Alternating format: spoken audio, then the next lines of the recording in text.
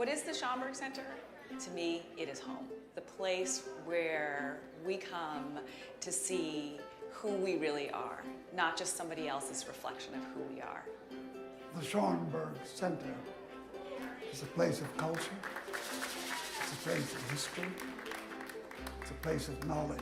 The Schomburg Center, to me, is a repository of all of the things that has documented our sense of worth as a people. For me, that means that it is a place of immense power. The Schomburg Center is a public research library and a cultural institution for the study of the Pan-African world. It is perhaps the best in the world. My Schomburg Center is Arturo Alfonso Schomburg. Arturo Schomburg said, Black history and culture and intellect exists at a time when most people didn't believe that. He collected those evidences, and that became the beginning of the collection. And it has expanded and has grown to where it is now a world-class institution. It holds over 10 million items. There's no parallel anywhere that brings to light what we as people of color have done, what we continue to do. Black culture is all of culture. The universals that animate everyone's life happen here for all people.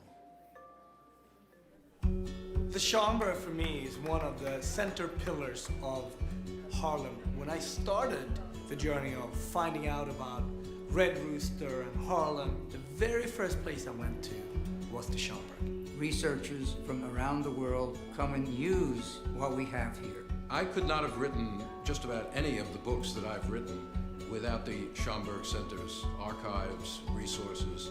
The Schomburg Center is much more than a library. We encourage lifelong learning and exploration. The Junior Scholars Program is a Saturday program with students from 5th grade to senior year in high school to help them learn about Black history and culture. Learning about my history is important because it teaches me who I am. The Schomburg Junior Scholars Program is going to do nothing but uplift them.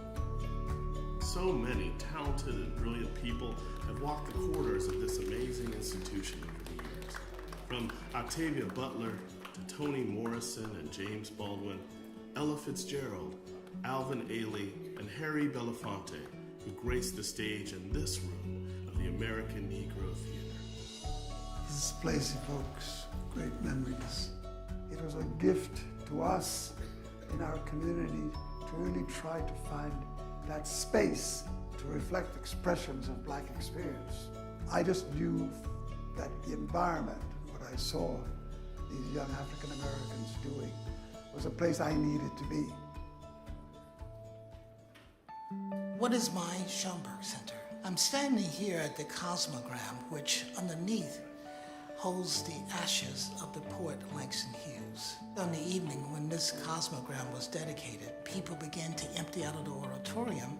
A jazz trio struck up, and to my amazement, Amira Baraka went over and asked Maya Angelou for a dance. And they started to dance on top of the Cosmogram, on top of the ashes of Langston Hughes, and I felt what a fitting way to kiss the memory of Langston. The Schomburg Center is a research institute and a library, but it's so much more than that. There's something going on every day. So many amazing people come here to talk about their creative craft, to share what inspires them. The Schomburg Center's collections help to tell stories even beyond our walls. The Schomburg Center is here in this exhibition at MoMA, One-Way Ticket, Jacob Lawrence's Migration Series. We depend on the resources of the Schomburg to enable us to tell a story. Thinking about the implications of the past on the present is absolutely crucial for understanding the next steps, understanding what we have to do to go forward. We today have the responsibility of making sure that new artists and activists, new scholars and poets know that this place continues to be a resource and a source of inspiration for the work that we must continue to do. The Schomburg Center is knowledge. The Schomburg Center, to me, is education. The Schomburg Center is home, it is family, it is foundational. Schomburg Center is inspiration. The Schomburg is with me in everything that I do. Community, inside and out. The Schomburg Center is us. The Schomburg Center is you, and we invite each and every one of you to find your Schomburg Center.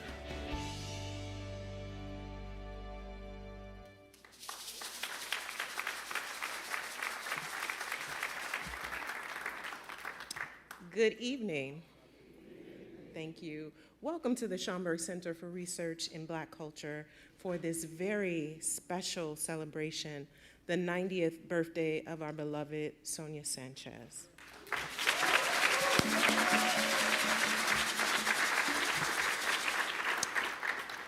I'm Joy Bivins, and I have the privilege to serve as Schomburg Center Director.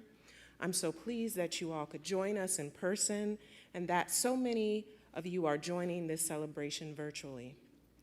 There are a great many friends in the auditorium, I think too many to mention, but I would be remiss if I did not pay homage to our ancestors by acknowledging the family members of our namesake, Arturo Schomburg. So in the house, we have his grandson, Dean Schomburg. Where are you, Dean?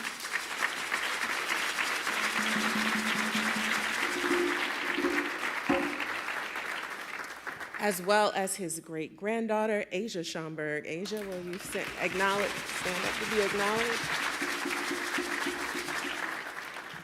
So I'm not here to belabor anything. I have some logistics, some housekeeping things to ask you to do. Before the event begins, can you please take the time to silence your cell phones? Please do not use flash photography during the event. And please, please, please do not film the event. The recording of the program will remain on Schomburg's YouTube channel for your watching at any time.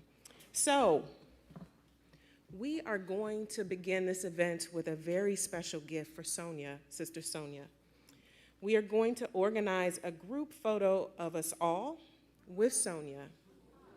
So, you don't have to get up. You can remain in your seats, and we will take the photo from here. So when it's time, and we'll ask you all to be seated, face the stage, and be photographed with Sister Sonia. Okay? Y'all can do that. It's really critical, important to document these events. So without further ado, I want you to join me in welcoming the incomparable Sister Sonia Sanchez.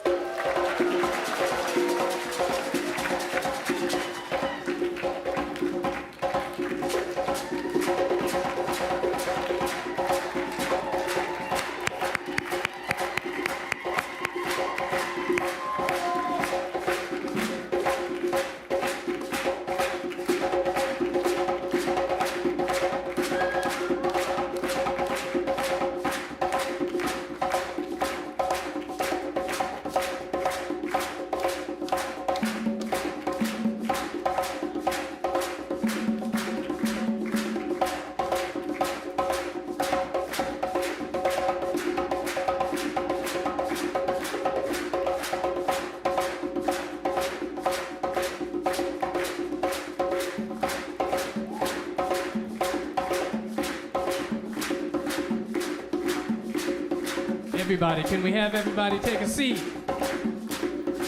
It's photograph time. How about it for the drummer? Let's get an applause for the drummer. Thank you, my brother. Everyone where you are, if you would please have a seat and face forward. Sister Sonia is right in the middle of the auditorium. The incomparable Chester Higgins, who you saw in our welcome video, by the way, Chester will take this photograph. Sonia is flanked by a good friend and family. Her sons are there. Hold that pose. Everybody smile. This is for Sister Sonia. Wait a minute. Chester, we have more people to go. Janus, if you'd like to take a seat, you can. And Joy, if you want to join the group shot. Mm-hmm. Chester, you better let my boss in the shot, man. What you doing? Wait. Yes, there she is. All right, everybody. Now's the time. Let's smile for Sister Sonia. Happy birthday.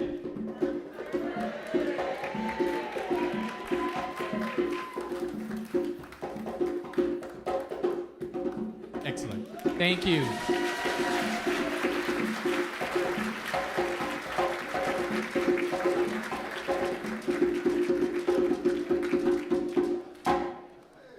Now, if we can bring Morani or Mungu, if you can bring Sonia up, we're going to have her sit right next to Asia, Miss Schomburg.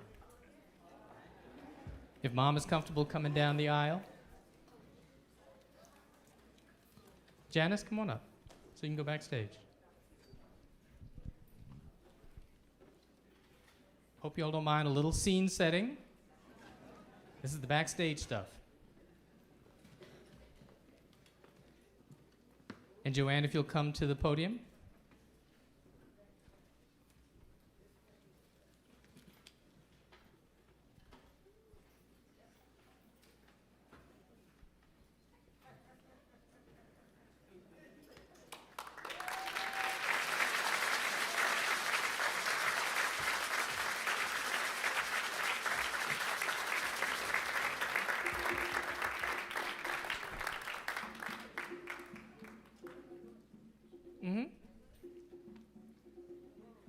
Folks, maybe you might want to move in and let Sonia have the end seat, perhaps.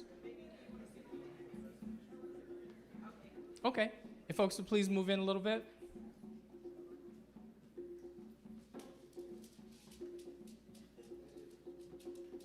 Morani and Mungu, there are seats right over here if you'd like to.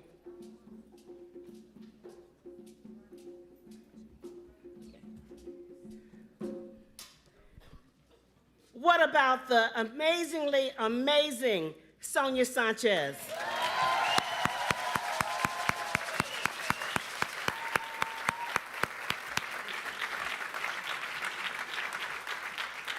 You all look beautiful. Those of you who are here and those of you who are on the internet, we love you. We love the fact that you are honoring Sonia Sanchez. I want to say, first of all, it is a pleasure to be here as one of the co-hosts with Janus Adams, Joy Bivins, and all of those people connected with the Schomburg. This is a beloved place for Sonia Sanchez. And I thought there was no better way to open up this program than for you to hear from the fabulous director of the Schomburg, Joy Bivins. But I also am glad you saw Kevin Matthews, who has been so instrumental in getting this all together. But also, we have to open it up with the poets. You know, I'm a poetry woman. Furious Flower. I would like just a handful of poets to come up here with me on the stage so we can do a poet circle. Let me see. Mahogany Brown. Lauren Aline. Damaris Hill.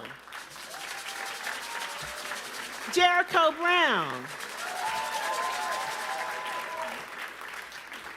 Cornelius Eady.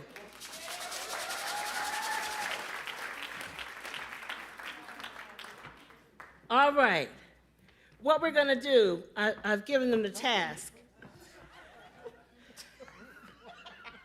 to make sure that they come up with an original line, and it can't be longer than 9 seconds. I didn't get that.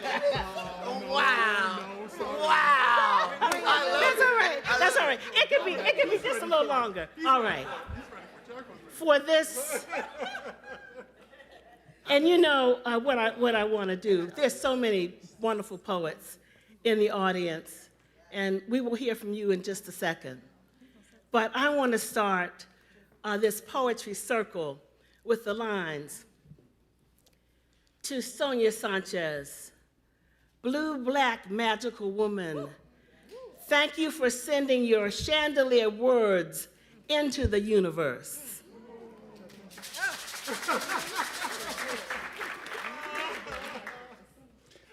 Granddaughter of Lizzie, who got sick of her son turning a wash tub over to bam on its bottom until he got drumsticks. the sleepwalker, the dream catcher, my ancestor here with me now. I could not exist without her, Sonia Sanchez.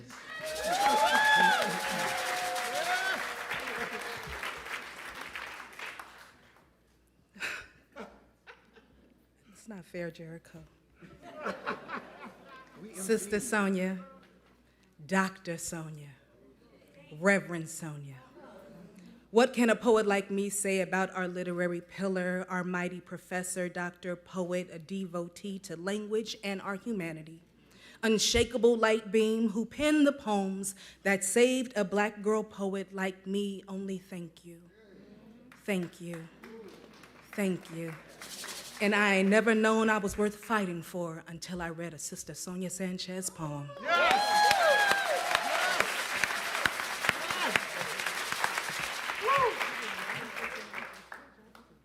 Happy birthday. God was first born a griot. You grew into her deep blue djembe drum.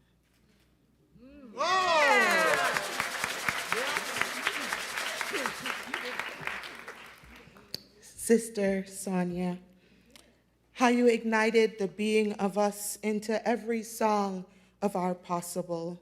Black and black and black and black and still and always possible. We, your song, your singing, sing you.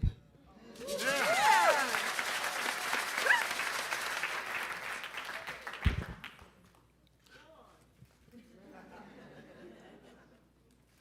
90 years and 10 seconds. The best of us. Our love, our hate, our dreams, our nightmares, our best, our song, our intellect, our history, our future, our wisdom, our warrior, our unconquered laugh. Ha! Our joy.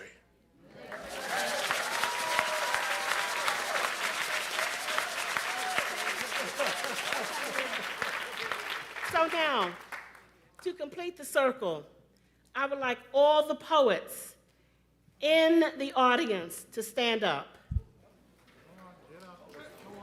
All the poets. Look at the poets! Look at the poets! Woo!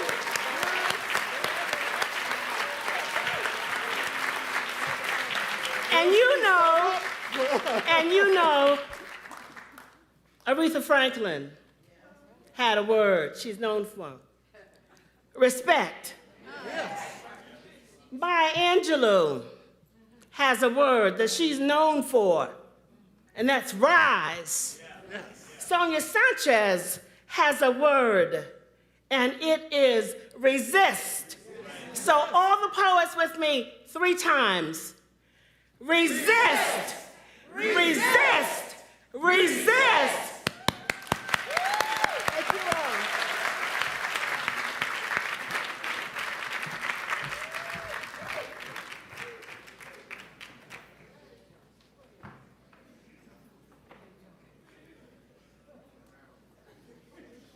Mayor of Newark, Ross Baraka.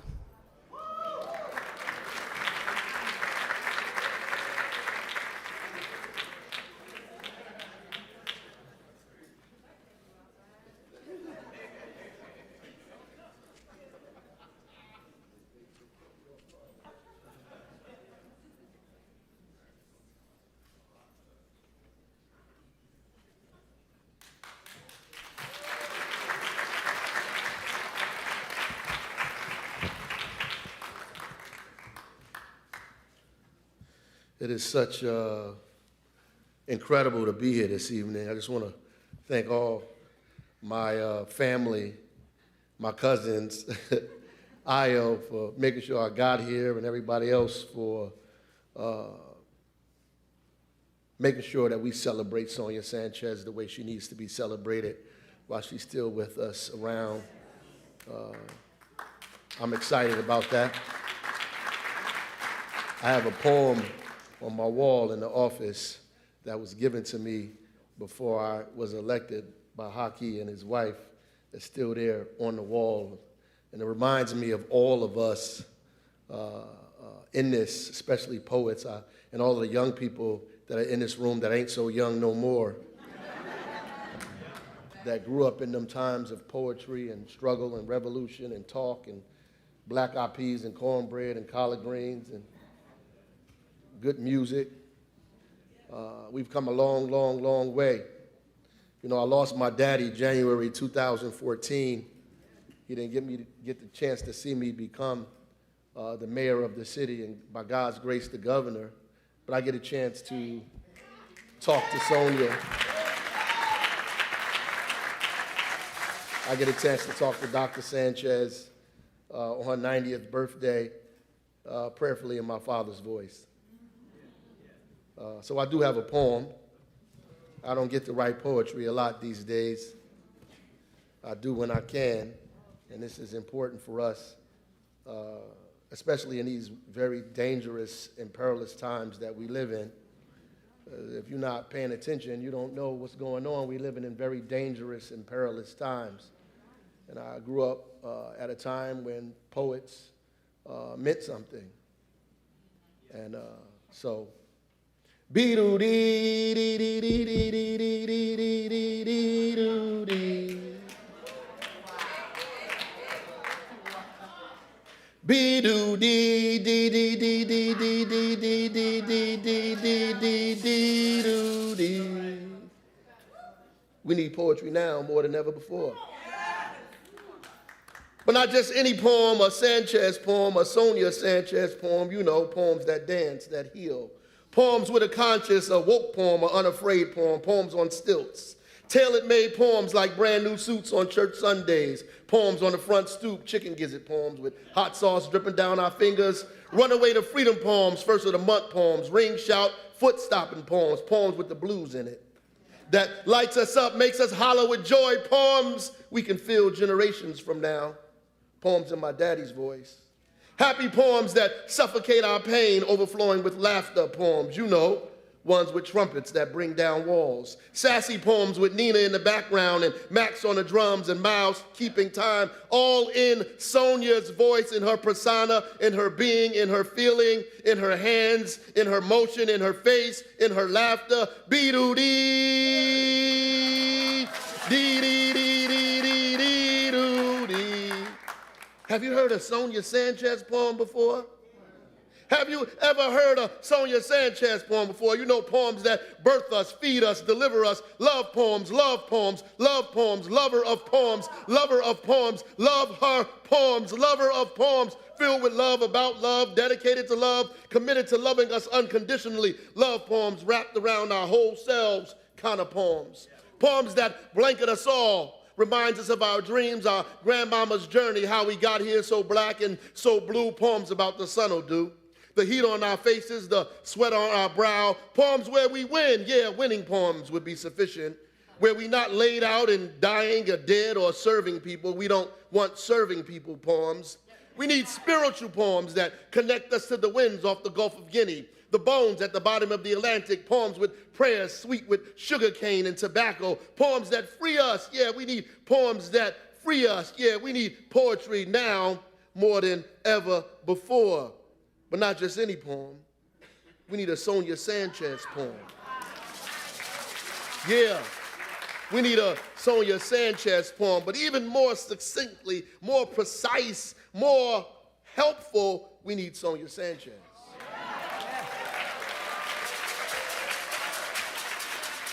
We love you, Sonia, Dr. Sanchez. We love you. We love you completely, immensely. The blue part of the flame love. Loving you is like loving us, ourselves love. We have to love you. Loving you is like loving our past, like loving our present, like loving our babies and their future. We love you, or else we wouldn't be alive. God bless you, Sonia.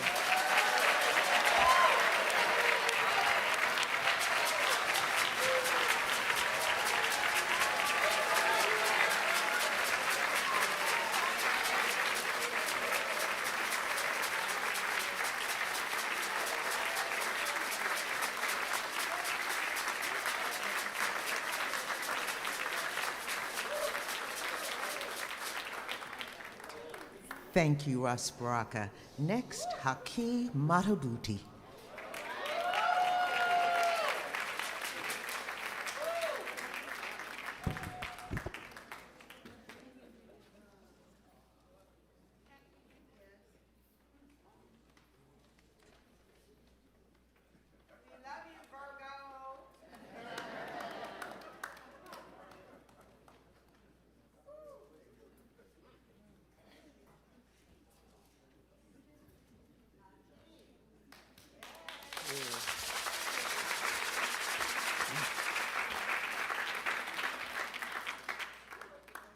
I remember when Ross was a baby.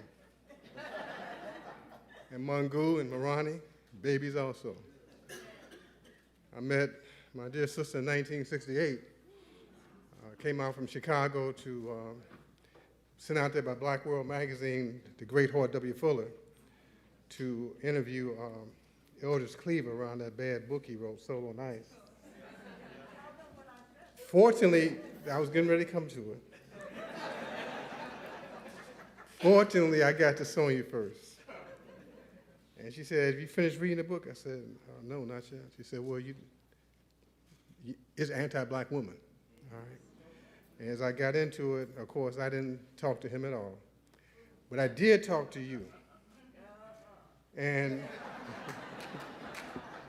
and so when you all came in today, and if you didn't get it, you should get it when you go out. Third World Press, we had picked up all the books from Broadside Press. And this was the first book. This was the first book. I was Don L. Lee at the time, and I took part of the manuscript back with me to Dudley Randall. And Dudley said, well, are you going to write an introduction? I said, well, Sonia didn't ask me to. Well, you need to write an introduction. I was halfway known a little bit at that time. And so I did. And we put it out now. So this is our gift to you all as a result of coming out here to honor our great, great sister, okay? But also, there's another gift. We're giving you 2 books. This is a book of short stories that Third World Press published, A Sound Investment. So we're saying, Sonia, you've honored all of us, and most certainly me, in terms of our long-time friendship. I remember Morani. In fact, Morani and Mungu were still babies then. That's right. So we've been brothers and sisters for a long time, and this is a poem which, I don't know if I'm going to follow Ras Baraka, but anyway, we'll try.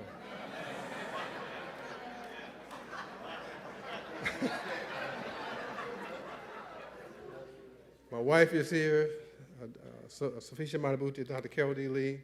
My daughter's here, Lainey, her wife, Reese. Who else is here? Well, anyway, the title of the poem is Sonia Sanchez, Drawing Fire. We were so young, born into a storm. Searchers in the spirit of that which was good, just, correct, and immediately right. Surely possible, accepting black and African. In the historical Western theater of hidden truths, gigantic lies of past precious seconds, raging in today's months, years, centuries, always in the necessary act of seeking that which was bringing meaning, memory, and answers, solutions of black and blackness. Issuing laughter, defying beauty, neutralizing and encompassing ugly that initiated work that encouraged families within families, black, always claiming art as a starting point of our unique journey. Not just finished as we put foot in front of foot, black, circling ideas of resistance, liberation, and mama's peace cobblers. As we confront fear, anger, each other and the world, as the state houses, death squads, and traitors stole our youth, and fathers. We were so young. Dodging hurricanes, entering the 60s and 70s of the last century as soldiers and youth committed to the groundbreaking beginnings of the Black arts movement.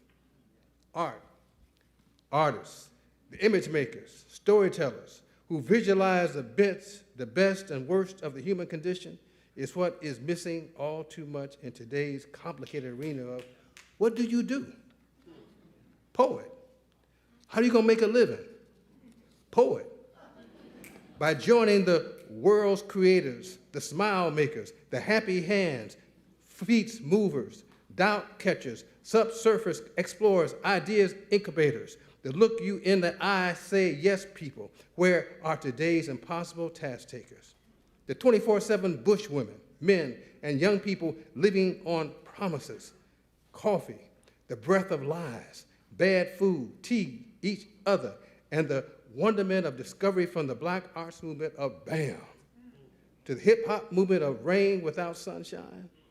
More are the undersides of heat and mud that recognize and call the young to conference, to listen as they rap the underside of ugly, teaching them to never forget mama, sister, grandmamas, revealing that stopping the women stops the future.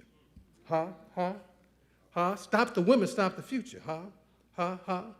We stood on the shoulders of Houston, Wright, McKay, Tooman, Tubman, Tulsa, Dana, Fanon, Hayden, Du Bois, Robeson, Locke, Brown, Cullen, Garvey, Washington, Douglas, Wheatley, Dunbar, Woodson, Wells Barnett, and the drowned voices of people becoming whole. In the mid-60s of the last century, running of a millennium that's raped all of us from a continent we began to gain a voice, running as Malcolm, El-Haj Malik al-Shabazz, and many planted their seeds and initiated a hurricane that hit America and changed the course of the sun. Gwendolyn Brooks, Margaret Walker, Dudley Randall, Mari Evans, Sarah Westwood Fabio, Amina and Amelia Baraka, Broadside Press, Negro Digest, Black World, Jane Cortez, Motown, Don L. Lee, Sweet Hunt in the Rock, Larry Neal, Civil Rights, Black Power Movement, Journal of Black Poetry, Askil Touré, Soul Book, Liberator, Marvin X, Eugene Redmond, The Philadelphia Sound, Kalama Yasalam, Sekou Touré, Third World Press, Nikki Giovanni, Black Books Bulletin, Audre Lorde, Carolyn Rogers, Obasi, Sterling Plump, Hort W. Fuller, John Oliver Killens, Nation of Islam, James Baldwin, Ozzie Davis, Ruby Dee, Sun Ra, Harry Belafonte, Coltrane, Nina Simone, Ted Jones, Max Roach, Abby Lincoln, Jahari Amini, Joe Goncalves, and Martin Luther King Jr. Sonia Sanchez. Sonia Sanchez, Sister Sonia, on the road, always crossing borders and cultures as the blue-black narrator hunted by injustice. Running, chanting her syllables, exploding the limits of language of what is not said, said, and undersaid, taking the margins of life away from fear, filling back rooms and front rooms and lynching trees, always the outsider creating loud peripheries, a first responder, as in how do we recapture hundreds of years of who we once were, how to jumpstart the minds, jumpstart the bodies, souls of the internet, Facebook, and Twitter generation, as to make the world right for Morani and Mungu and for all of the children born with, you can't. In their eyes, believing good health and wealth is for the other. Avoiding pig feet, chitlins, sucking on bones, and the lies of cow's milk enthusiasts. If it has a face, she will not eat it. If it runs from her, it will not be cooked. If she has to chase it, it will not be caught or consumed. Her rice is brown, her vegetables rooted green and green, her fruit consumed at the peak of ripeness, her water double filtered with a touch of lemon, her juice fresh and slowly eaten like vitamins to the organs. Her shadow speaks emancipation, clarity, and resistance. Her voice is South African click songs, click, click, click, click, click songs. In her solitude, her utterances are never anonymous. We both still believe in handwriting, taking notes, and book reading page by page. Sonia is 100 pounds of wet, raw energy. Body language and words, body language and words, pulled from the underside of how, splitting razor blades, lyrics against your white edges, bent on silencing the heroic and heroic voices who dare question white lightning supremacy and our self-hatred boiled into rat's blood, disguised as Johnny Walker Red and Kool-Aid. It is the artists of all cultures, in all of their many configurations, who catch breath, running, missing meals, running, bathe and teeth brushing, running, who bent metal, bent colors, emasculated love of self and others, running, living shared, living lives, blowing horns, beating drums, running, encouraging dancing feet, and core running without criticism, internalized water as in river, sea, and ocean, running, often landlocked between gifted and genius, always running against doubt, ignorance, and deep poverty, running. Luminous in her beauty, luminous in her ability, luminous to absorb the earth's gifts and trumpet players, running. Blowing unknown territories, running, and running whose colors capture meaning, accurate imagination, and the ever-present questions of sound and sane memory, running, giving us a poet of clear guidance and off rhyme, haikus, and full moon of Sonia, never to trip into despair, never to trip into irrelevancy, running, go tell that.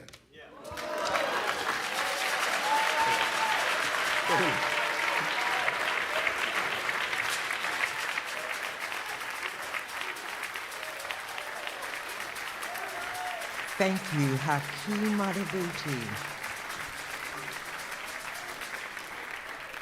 Next, the last poets, Abiodun Oyewole and Dan Babatunde.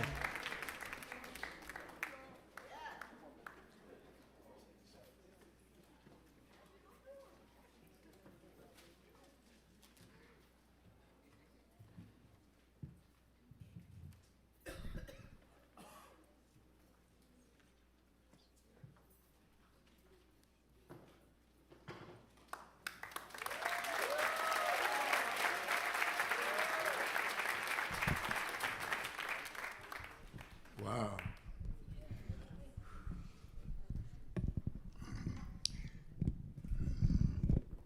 You know, we call ourselves the last poets. You all remember the last poets?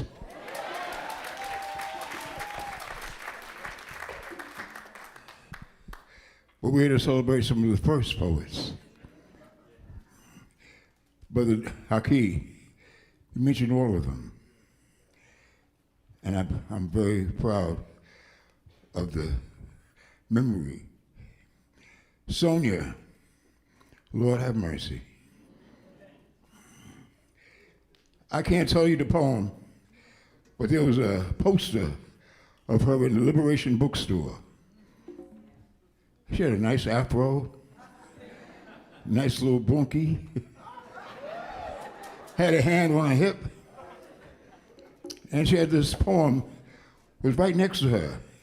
Now, I'm not going to say the poem because it's going to make her very angry, but it was a very revealing poem. I'm going to just give you a part of it. I'm not going to say the last part. She says, what does a white girl have that I don't have? But her. I'm going to leave it right there.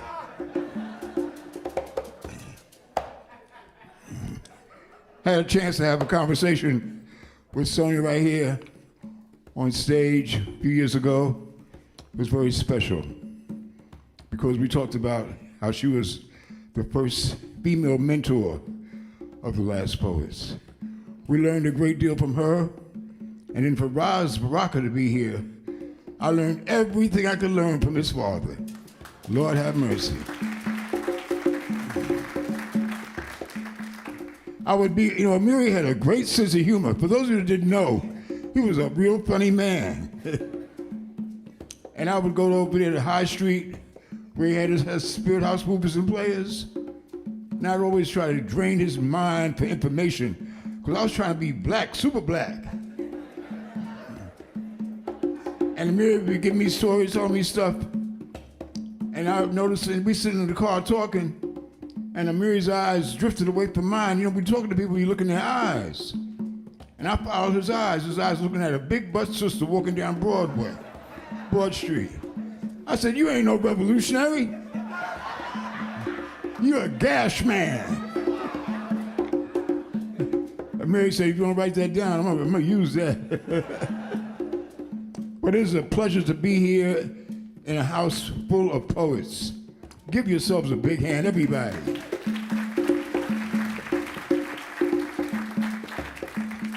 And Roz, ain't nobody gonna be able to do what you do.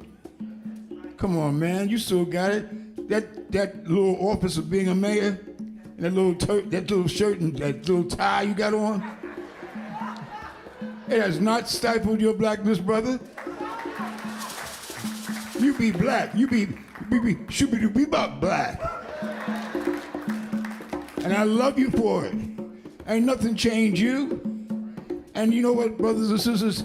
When I talk to people from Jersey, they say, he's a good mayor. He's brought people together. Can we give him a big hand?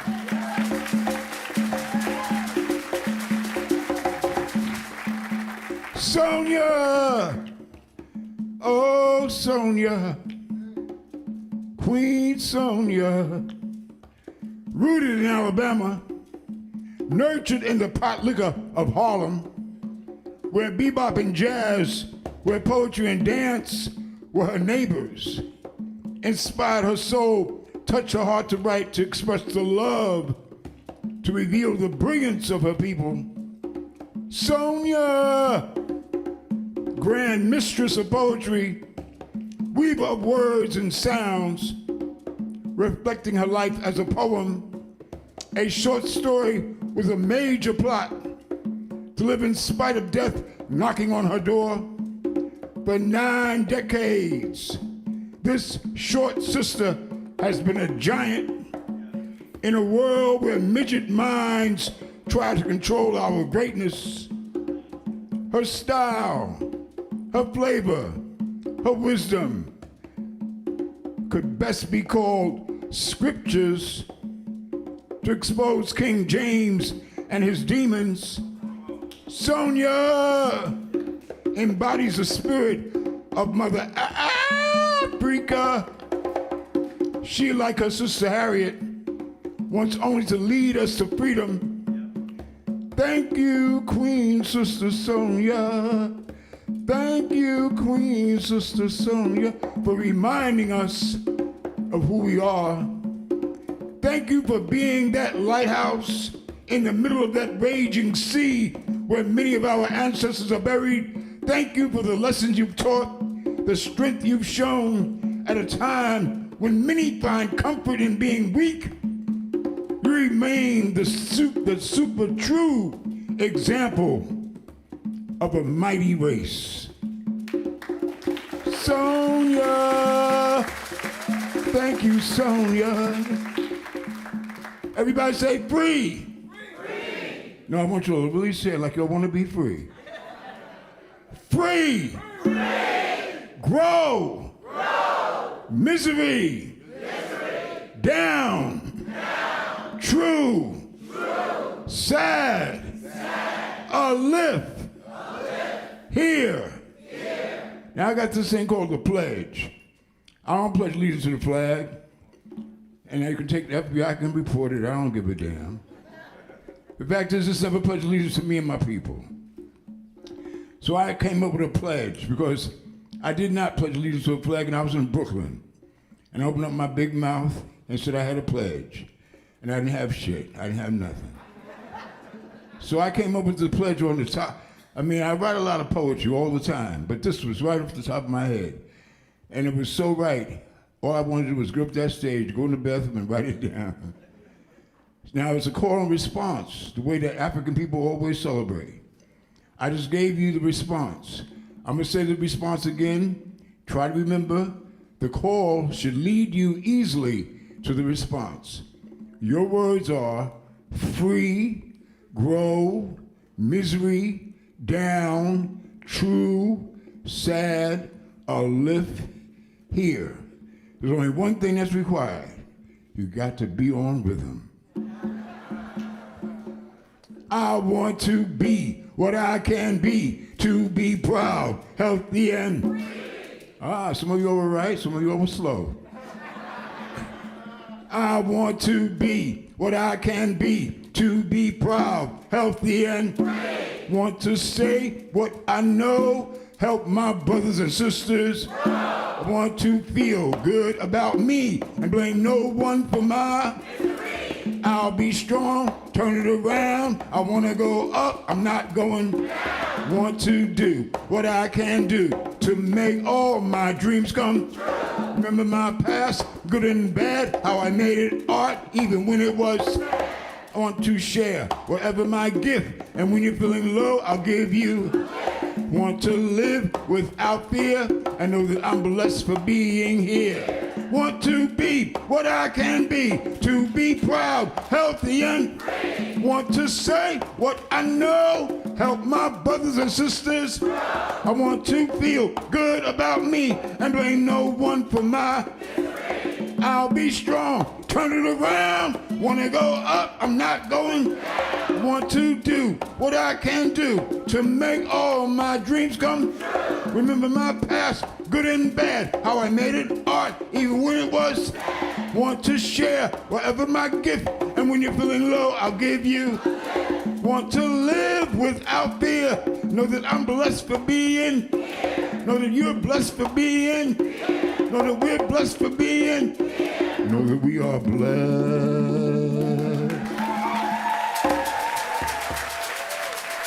Baba Tunde on drums.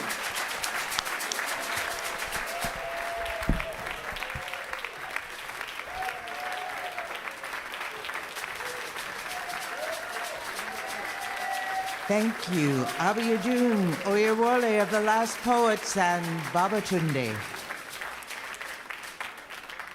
Thank you. Coming up next, Helena Twan, editor of Beacon Press.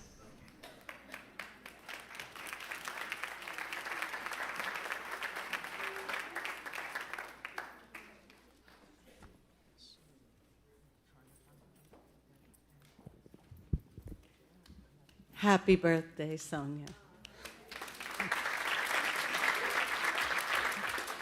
I feel almost as honored as I am intimidated by having to follow these wonderful speakers. And I know there are many other wonderful speakers to come. There's one thing I want to say. I've only known Sonia for 28 years, so I'm just a recent acquaintance. I've had the great pleasure and very deep honor of editing her work at Beacon Press. But the most important thing I think that has perhaps not been lifted up yet is her amazing generosity. Unbelievable. And I was privileged to be witness to that at the Anisfield Wolf Awards about 5 years ago. And some of you were actually there at those awards with us. And Sonia was honored for Lifetime Achievement. And it was a beautiful program, but it was very long. And at the end of the evening, everyone was thoroughly exhausted and ready to go out to dinner, except for Sonia, because Sonia had to shake every hand, to do every selfie, to autograph every book or napkin, whatever people brought her. And 2 young women came at the very end of the evening. Everybody else had fled. They were taking down the curtains. But we were still there. Sonia wanted to honor every single person who had come to see her. And 2 young women came and said they didn't have books. They really wished they could, but they couldn't. And Sonia said, "You just wait right there." And she got up. I had to fight her to keep her from running to the book table. She insisted on buying those 2 young women her own books so that she could autograph them for her. It was just a symbol of her enormous generosity, the generosity she displays always to all of us, and we are all very, very lucky to be the beneficiaries of that. So thank you. Thank you for your amazing presence, for the gift of your work, and for your stellar generosity.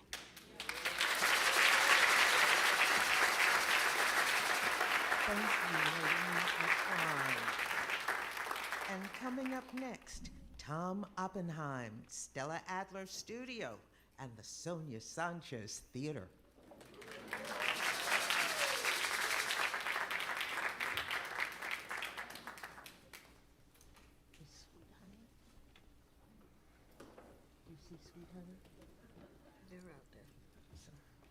I hope they're all here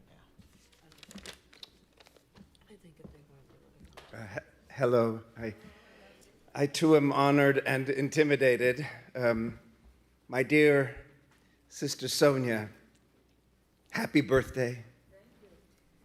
It is such an honor to be here today, standing on the stage of the spiritual and intellectual home of your youth, the Schomburg Center for Research in Black Culture.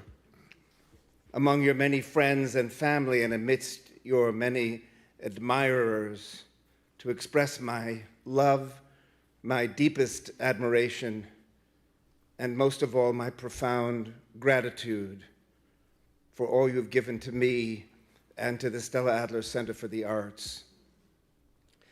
Janus Adams was so kind to ask me to speak about why we named our largest theater the Sanchez in your honor. The short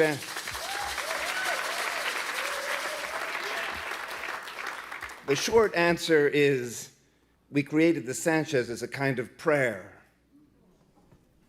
not only for the Stella Adler Center, that by weaving your name and spirit into our organization, we can better nurture young actors with the same spirit you so generously and elegantly embody.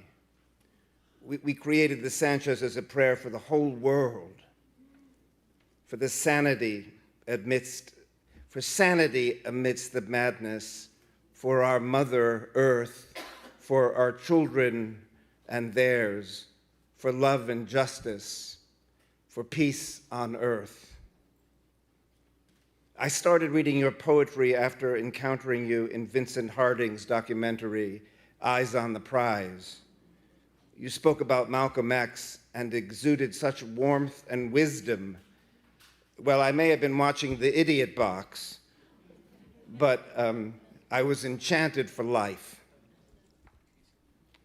You write in your essay, Ruminations, Reflections, quote, "I cannot tell the truth about anything unless I confess to being a student, growing and learning something new every day." These words and others like them resonated as I built the Stella Adler Center. I used you as a guide. Our mission to nurture humanity and democratize the art is based on a vision of an artist as an ever-evolving human being, just like you. My dear sister, we are on parallel tracks, and I needed and need your help. In 2007, we honored the scholar Maxine Green and invited you to sit on a panel. Sometime later, we created a poet in residence as part of our poetry center and asked you to be our inaugural resident poet. Then the fun really began. At your request, we booked a Broadway house and produced an event with you in conversation with Toni Morrison and Ta-Nehisi Coates. We produced multiple conversations with you and Rachel Harding. We created the Black Arts Institute in partnership with the Billie Holiday Theater based on your book, SOS Calling All Black People, which you co-edited with James Smetherist and the late, great John Bracey, who I know you miss terribly. This is on top of readings too numerous to name, many with people in the audience tonight, including the last reading, which was with your poetic progeny, Brother Dwayne Betts. I see you, my dear sister Sonia, as the very best this confused and contradictory country of ours has to offer. You teach us all to see with love, with poetry, with humanity. In brief, you teach us to see. A few months ago, I and my family had the pleasure of meeting you in Mungu in Philadelphia. The night before we met, my son, Gabriel, age 11, asked me and my wife, Nina, what poetry was. We told him, wait until tomorrow and ask Sister Sonia. At breakfast, he asked you, Sister Sonia, what is poetry? You told him, poetry is everywhere for all to see. That butterfly, that flower, that person, those are poems. Gabriel sees the world differently now. We all do. All of us who have the honor of knowing you and your work, thank you for helping us try to understand this experience of being human. Thank you for modeling sanity amidst the madness. Thank you for helping us grow. Happy birthday, my dear sister.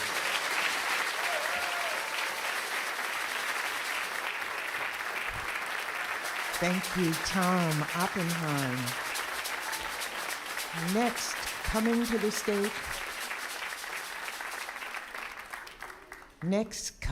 stage, we who believe in freedom cannot rest. Tribute to our dear, dear Sister Bernice Reagan Johnson Reagan. And coming to the stage, Sweet Honey in the Rock.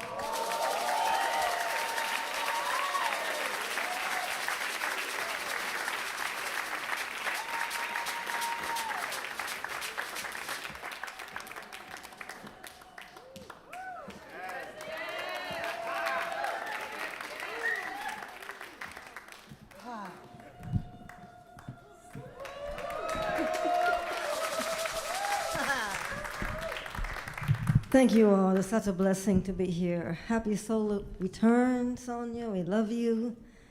We never imagined that we would be here celebrating on this day.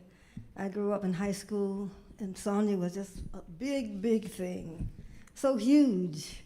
I had the blessing of performing one of her plays, Sister Sonji, directed by Ed Smith, and everything that opened up for me. And never realized that later on I would join this group and have the opportunity to actually work with Sonia and all the beautiful things that came out of that. We're gonna do for you a song called Chinese Proverb.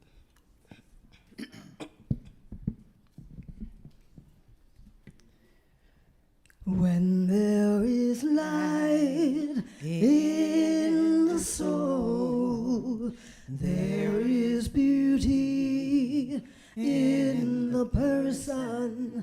When there is beauty in the person, there is harmony in the home. When there is harmony in the home, there is honor in the nation. When there is honor in the nation, there is peace in the world.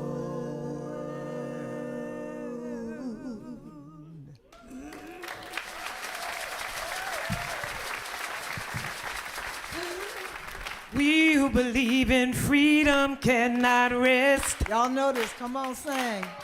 We who believe in freedom cannot rest until it comes. We believe in freedom. We've heard all these wonderful things about Sonia. And so we understand what times we live in, and it is not time to rest. It is time to move. It is time to give all you got. So we're going to ask you now, every voice in here should sing with us when we sing. We who believe in freedom cannot rest. We who believe in freedom cannot rest until it comes. That's your part. Until the killing of a black man, black mother's son, is as important as the killing of a white man, white mother's son. Come on, we who believe in freedom cannot rest. Oh, no, no, we who believe in freedom cannot rest. I tell you, that which touches me most is that I have the chance to work with people. I'm passing on to others that which was passed on to me. Well, to me, young people come first. They have the courage where we fail. And if I could but shed some light, Lord, as they carry us through the gale. Come on, we who believe it. We who believe in freedom. Sing it like we need it now. We who believe it. We who believe in freedom. Till it comes. I tell you, struggling myself don't mean a whole lot. I've come to realize that teaching others to stand and fight, it is the only way. It is the only way. I'm a woman who speaks in a voice, and I must be heard. At times I can be quite difficult. I'm bound to no man's word. Come on, we who believe. We who believe in freedom cannot rest. Oh, no, no, we who believe in freedom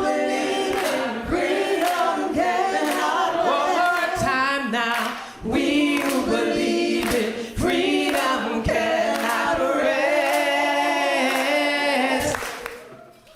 We who believe in freedom cannot rest until it comes. I believe.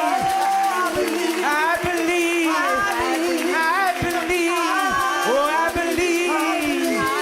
believe. We who believe in freedom.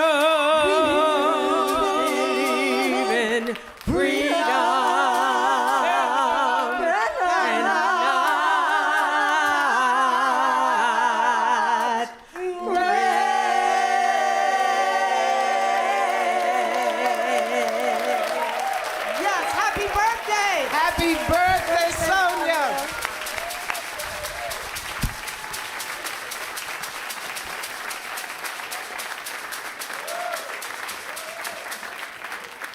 Thank you, sweet honey in the rock.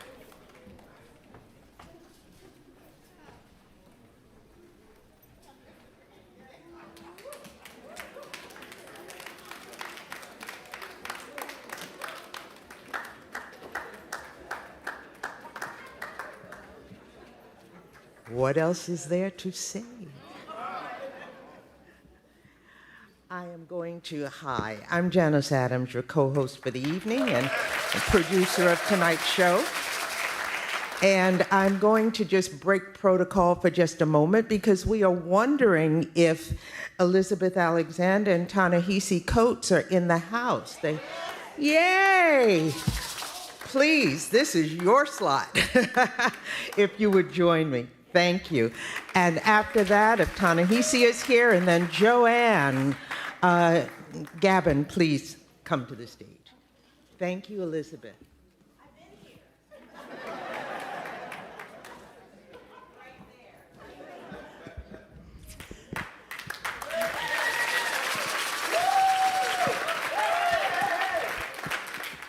Happy birthday, Sonia. It is so wonderful and such an honor to be here. I sure do. I was in graduate school. It was 1986, Philadelphia, Pennsylvania. Yes, I do. Yes, I do. And I couldn't believe that I was meeting the poet whose words had been in my bones and in my body for my whole life. And that you greeted me as you greet everyone, with so much love, with so much openness, with so much time, it seemed. So much time for all of my questions and all of my earnestness and all of my love. So yes, I will never forget that. And here we are where so much began for you, of many things we share. We are both born right here in Harlem, USA. You were not born in Harlem, USA, but you came to Harlem, USA. I was born in Harlem, USA. And I think that when I think about this place, this great place where you came from Birmingham in 1943 and became in the midst of this Black universe, and that we're also at the Schomburg, that we're also, and I want to tell a little more of the amazing story that you tell us about how you came to this place when you came out of Hunter College and you applied for your job and you went downtown and they had the job ready for you and you were all dressed up and you put on your dressed up, ready to go to your job. Like I believe there were gloves involved. I believe there was a pocketbook. And when you went to the job and they saw you, they said, "We're sorry. That job was filled some time ago." And in all that disappointment, you got on the subway and missed your stop and got off and found yourself in front of the Schomburg Center for Research in Black Culture. And you came in and were welcomed by Ms. Jean Blackwell Hudson, who put book after book after book in front of you. The world in books, our world, us in books. W.E.B. Du Bois, Richard Wright, Zora Neale Hurston, Sterling Brown, all of those books. You would come back day after day after day, and she would give you those books. So this hallowed, holy, beautiful place is a place that also helped you become. So it's very, very, very special that we're here tonight. This is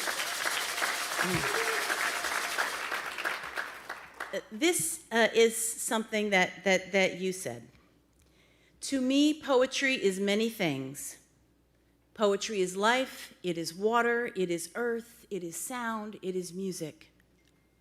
It is language that allows us to stay alive. Poetry is ancient, it is new, it is old, it is current. Poetry is a baby's smile when he or she is smiling at you. Poetry is a burp from a child who is well-fed.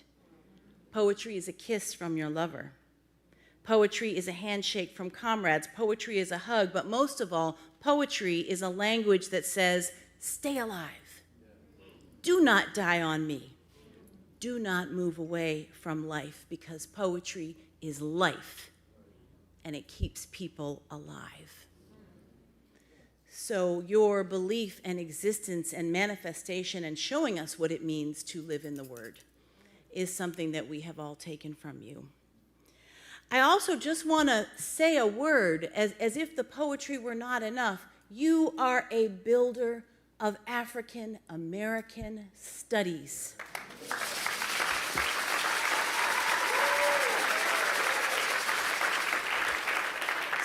So many of us, even perhaps before we read Black books in school, if we even read Black books in school or at university, we read them at home, we read them at the Schomburg.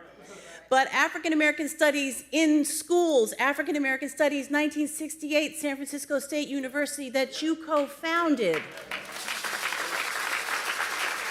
The movement that is African American Studies, and lots of talk about these times, lots of things that are looking pretty fragile now, but given what you and John Bracey and so many others did, we will never let them touch African American studies, okay? Because you showed us that in African American studies were all the tools for living that we needed. You stood up for African American studies when the FBI came into your apartment for teaching those books and those ideas that lead us closer to freedom. You kept doing what you do. So I want to make sure that we never, ever, ever forget that there are the poems, there are the words, but there also is the tradition, and there also is giving the tradition a place to live and be so that it will be available forever and ever and ever. We thank you for that. There are so many things to thank you for, but I want to thank you for being such an incredible innovator in poetry, for an innovator in form, the haiku, the tanka, your form, the sanku. I want to thank you for being an encourager of other people's poetry, no matter what kind of music they were making. I want to thank you for reminding us to call each other brother and sister and look upon each other in that way and in that spirit. I want to thank you for teaching us how to challenge each other and be stronger together even when we don't agree 100%. I've seen you do that so many times. I've seen you be a friend. I've seen you be an upholder across generations. At 90, we stand with you in celebration and assurance that we are continuing the ways that you showed us. You have always called the names, your people, some of them now our ancestors, Langston Hughes, Jane Cortez, Amiri Baraka, Elizabeth Catlett, Lucille Clifton, Audre Lorde, June Jordan. They helped us change toward changing the world, you said. As long as we do the work we are put on this earth to do, as long as we leave behind a legacy of work. And then you said, it is a legacy that says simply, I am a human being. I must walk upright as a human being. And we've heard you say so many other times about people who need to be taught to walk upright like human beings, reminded to walk upright like human beings. I must make sure that other people learn to walk upright as a human being too. These are all great writers, you said, who maintained a certain amount of consciousness about the world, about themselves, about what it meant to be a woman, what it meant to be a man, what it meant to be black, what it meant to be a lesbian, what it meant to be gay, what it meant to walk upright on this earth, and what it meant to change the world, what it meant to say, I am. We celebrate who you are and how you are. And I thank you for asking how my children are, for calling me on the phone, for looking at me straight and with love, always. We follow your lead. We love you in song and laughter and tears, haikus and sankus and tankas, tears and shawls and classrooms, and all the vegetables except the nightshades. We love you fierce. I was paying attention. Wait, what's a nightshade vegetable? I asked in 1986. We love you fierce. We love you in your house when the FBI came. We love you in words and ideas that would show us how to fight and dream and love so much. Love in all the ways you showed us, and to be free. We love you in kindness, in paying attention. We love you in your body. We love you in your words. We love you in repetition and rhythm, invocation and chant. We love you in your silver bell laughter. We love you in your humanity. We love you in your possibility. We love you in your deep black song. We love you, Sonia, and we forever praise this day that you were born. Love you.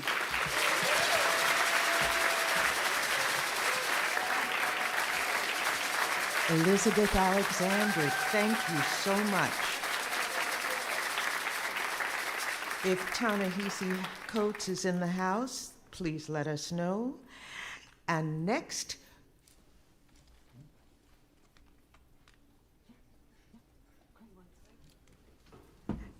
with us, Craig Harris.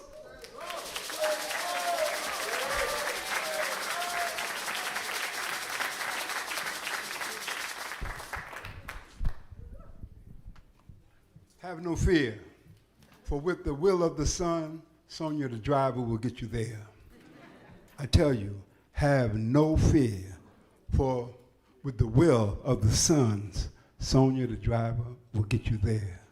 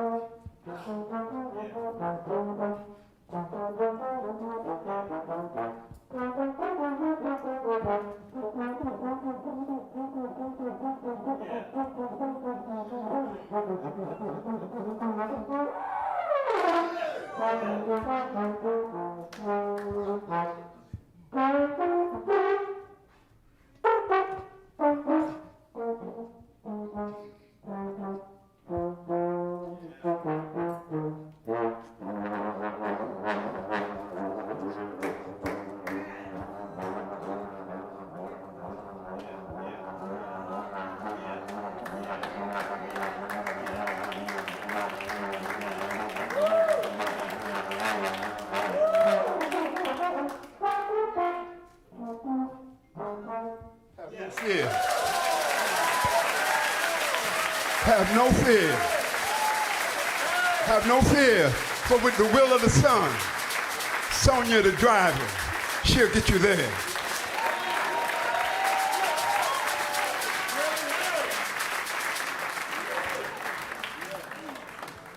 Thank you, Craig Harris. Joanne Gabbin, would you join me on the stage, please?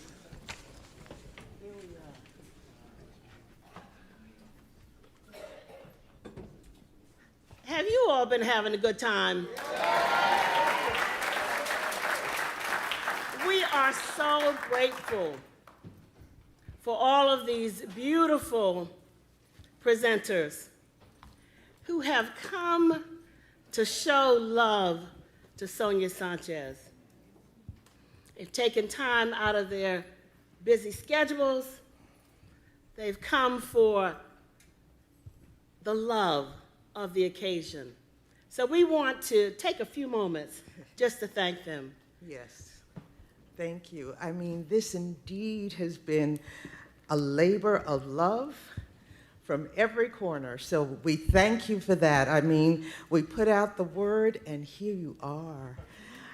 We've put out the word and here you are because someone who has been casting her grace out to all of us for 90 years, and that's who brought us together.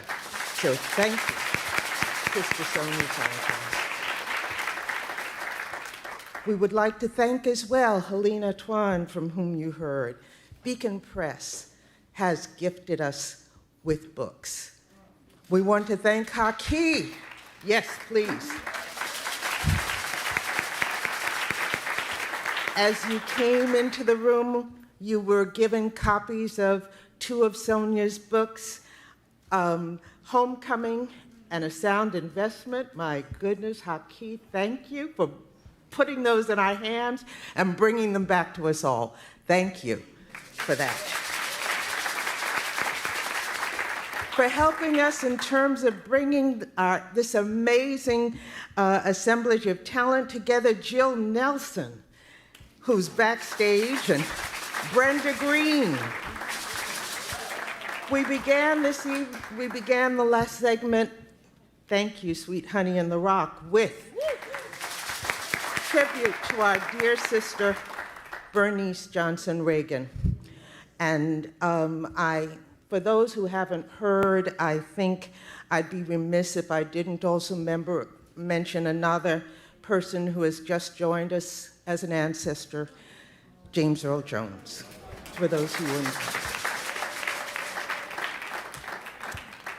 And, my goodness, when, so often you say, oh, we couldn't have done this without you, but we could not have done this without the Schomburg Center for Research in Black Culture.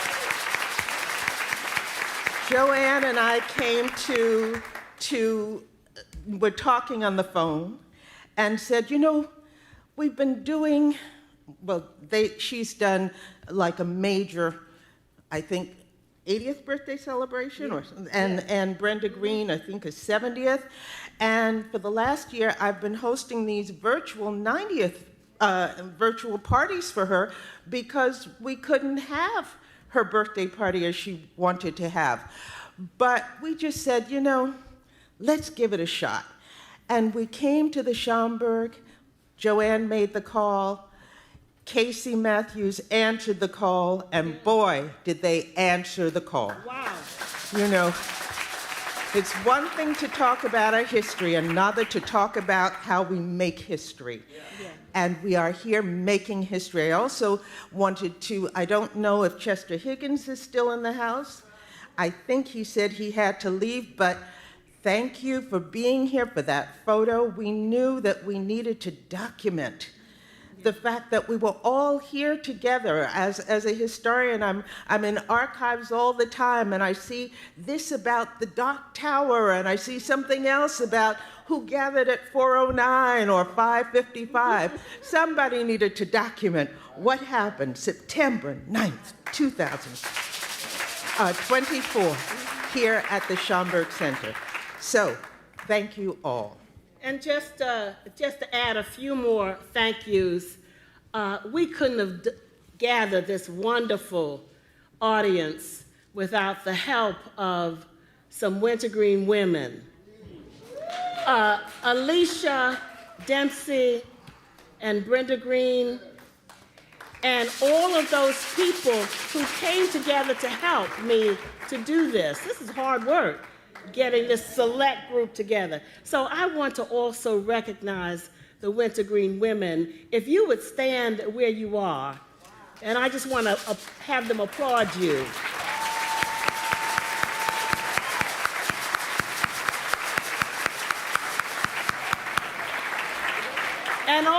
many of you are really anticipating a wonderful event in about a week at James Madison University. I also have to thank JMU Libraries for supplying many of the photographs that you saw in the pre-show.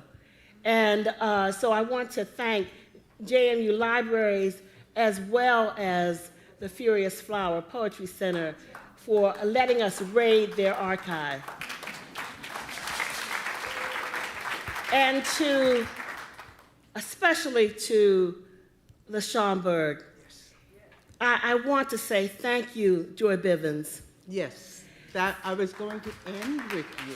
Thank you, Joy, for believing in this project. Thank you for allowing us to put a few more gray hairs on Kevin Matthews' head. So Kevin, wherever you are, Is he still talking to us? He's still talking to us. Okay. And for all of your wonderful staff who've done just a marvelous job to make this happen. We love you, and we know everybody out there loves Schomburg. Thank you for everything you've done. Thank you. And I might as well announce it right from here. Oh my goodness. Alvin Ailey Dance Theater in the House alum, Hope Boykin, and her own dance theater. Thank you for being here. The professor says join the Schomburg. Go on the internet and join the Schomburg.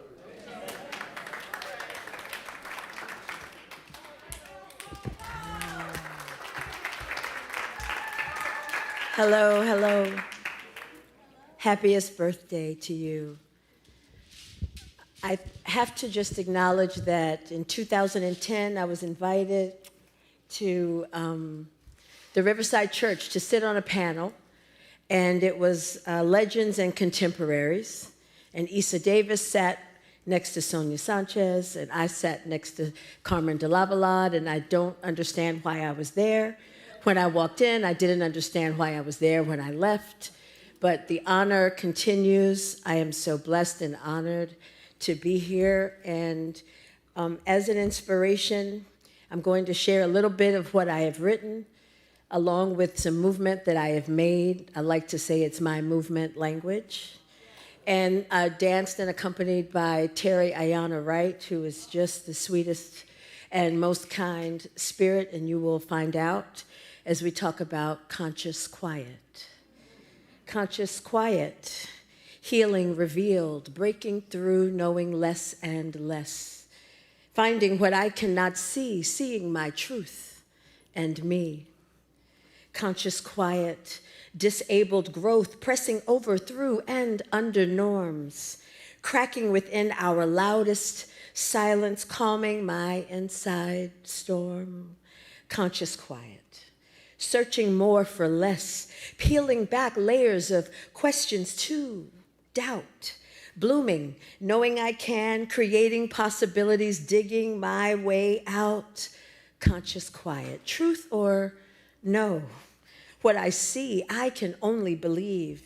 Reaching beyond myself this day, open arms, heart, spirit, willing to receive. Conscious quiet. Here we are. Wanting free, moving with all might, building for a future. I, you, we are worth the fight, right? Conscious quiet. I just don't know. What I think is often proven wrong.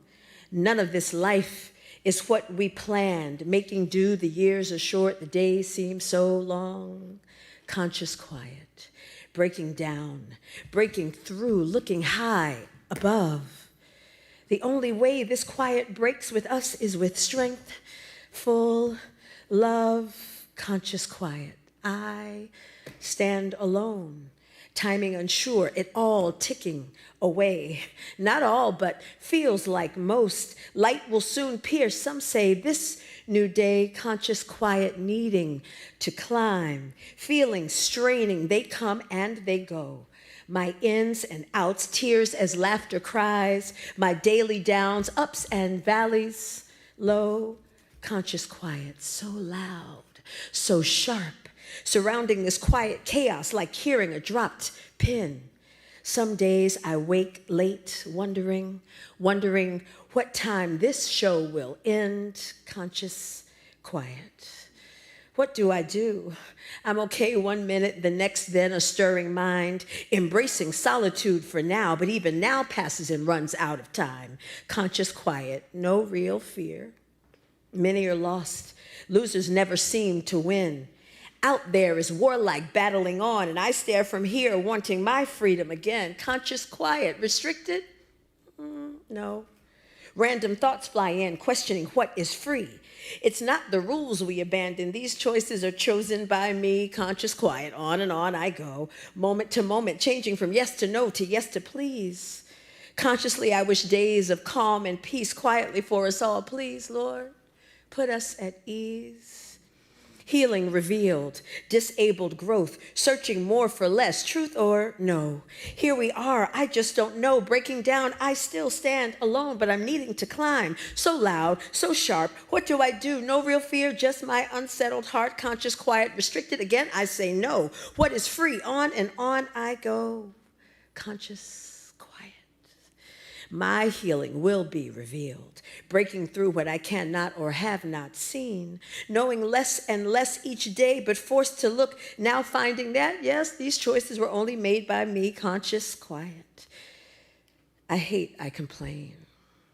I have so much breath and life in me, a place to roam, to find myself, time to think and purge and gain knowledge for whatever suits me and my ability. To search and fill hours with minutes of thought. Some have a mere fraction of all or any of these, and who am I to claim to want to be free when I am the jailer confining my own mind, heart, and spirit? That's the medicine I don't want but need, and it's refueling me and healing me and clearing a path for my truth and me. Conscious quiet. Conscious, quiet. Conscious, quiet. Conscious, quiet. Conscious, quiet.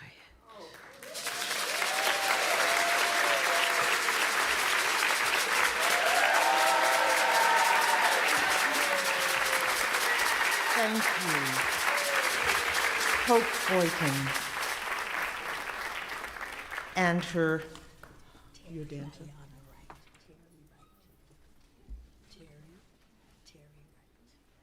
Hope Boykin and Terry Wright. Coming up next, Kevin Powell.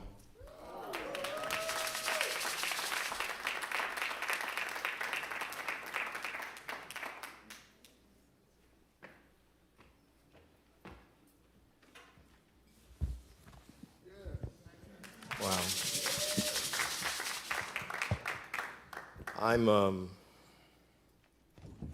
I gotta go to the bathroom again. You know what? I've been so nervous sitting here because I keep thinking back to, and Elizabeth, you touched on when you first met Sonia Sanchez. I kept thinking back to when I first met you. I can't remember. But I'm gonna say this to you all. When I got the call to be a part of this, I was just deeply honored because unfortunately, I wasn't one of those folks who grew up with Black studies, Black literature, any of it. And I knew that I wanted to be a writer since I was 11 years old because my mom, with her 8th grade education, took me to the library. And so I fell in love with books, but I did not know that Sonia Sanchez or Mary Baraka or Lucille Clifton or Audre Lorde, any of those folks existed. Thankfully, I went to Rutgers. Elizabeth, you hit it on the head. Rutgers had a Black studies department and had people like Dr. Cheryl Wall as a professor. And I was introduced to people like Sonia Sanchez. And I'm clear that you are one of the reasons why I'm a writer. I still read from the page because you always read from the page. It was Sonia Sanchez who said to me, it's great if you can perform your poetry, but it has to stand up on the page. When I was at Vibe magazine writing articles about someone named Tupac Shakur, we needed a poem that could capture who he was. It was a Sonia Sanchez haiku that we used. I just want to read this, and I just want to say I see a lot of folks out there I haven't seen in a long time, people that I literally grew up with, in the literary world, our generation right behind Sonia's generation. And I think that, long before we had terms like self-care and self-love and healing and trauma and trigger, I realize now Sonia Sanchez was talking about all of that in her work. And this piece is called You Are Magic, a remix for Miss Sonia Sanchez on the occasion of her 90th birthday. Like the singing coming off the drums, Sonia Sanchez, you are magic. You can do anything. You can moonwalk your bare feet on fire. You can tongue-tie hustlers with your haikus and taste sunrise when others cannot taste at all. You were born in the same year as Audre Lorde and Amiri Baraka, 1934. Emancipated Pullman porters or the Freedom Train like you was Sonia Benita Driver, Birmingham, Alabama moon catcher, begat during the dingy days of the Great Depression and the chain gang lynching of the Scottsboro Boys. Your mama died 1 year later, and your grandmama and them growed you like you were their own because you were a black and berry flower of the Deep South, spoon-fed with grits and segregation and hanging trees and your shotgun imagination. Until your daddy shipped you and your sister to Harlem World in the middle of World War II, no one told you that the Harlem of Zora Neale Hurston and Langston Hughes, of jazz and jitterbuggers, was also at war with colonizers with plastic skin and blood-frozen hands. That Harlem, for colored folks, was an unburied Harriet Tubman doll from above the Underground Railroad, where blacks and Puerto Ricans wounded in the house of a friend backslapped the flesh at the Apollo Theater like they on a front porch in Old San Juan or Old Charleston. Words became your best friend. Words became your best friend, begat a Puerto Rican husband, begat Sonia Sanchez. And your daughter Anita, New York City, where James Baldwin and Malcolm X were your revolutionary dance partners. As you played the numbers runners and finger-pointed American history in its ashen face. Civil rights, human rights, women's rights, the fire, right on time. Malcolm, down at the Audubon. Black studies, San Francisco. Power to the people, rhythm and shoes made for marching to the skin beats of Motown, of Stax, of Sam Cooke and Aretha Franklin, of the Black Arts Movement, a homecoming of superfly afros, tent-wide bell-bottoms, and soul-train symphonies with tightened fists jabbing and counterpunching red, white, blue song tomorrow's Miss Sonia Sanchez, you are magic. You were cornrowed, we're cowboys, are heavy-lidded gladiators. Slow smoking the ghosts of devil he-men who took Martin Luther King Jr. away. Don't say our family is gone, been gone. You've been a mama now. Anita plus Mungu and Morani, a princess and two princes. Don't matter, you had to rock and climb your ancestors' cracked souls to find yourself between the lines of blues poems. For we blues people, what matters is that black girls, chocolate, brown, red brown, and true like you, make music with your movements before you even kiss the universe hello. Because for months of Sundays, you are your late mama's greatest dream, Miss Sonia Sanchez. You sit in a chair next to your liberation list, and you ego trip and draw for colors lonely poetry like Nikki Giovanni. And you howl, we are bad people.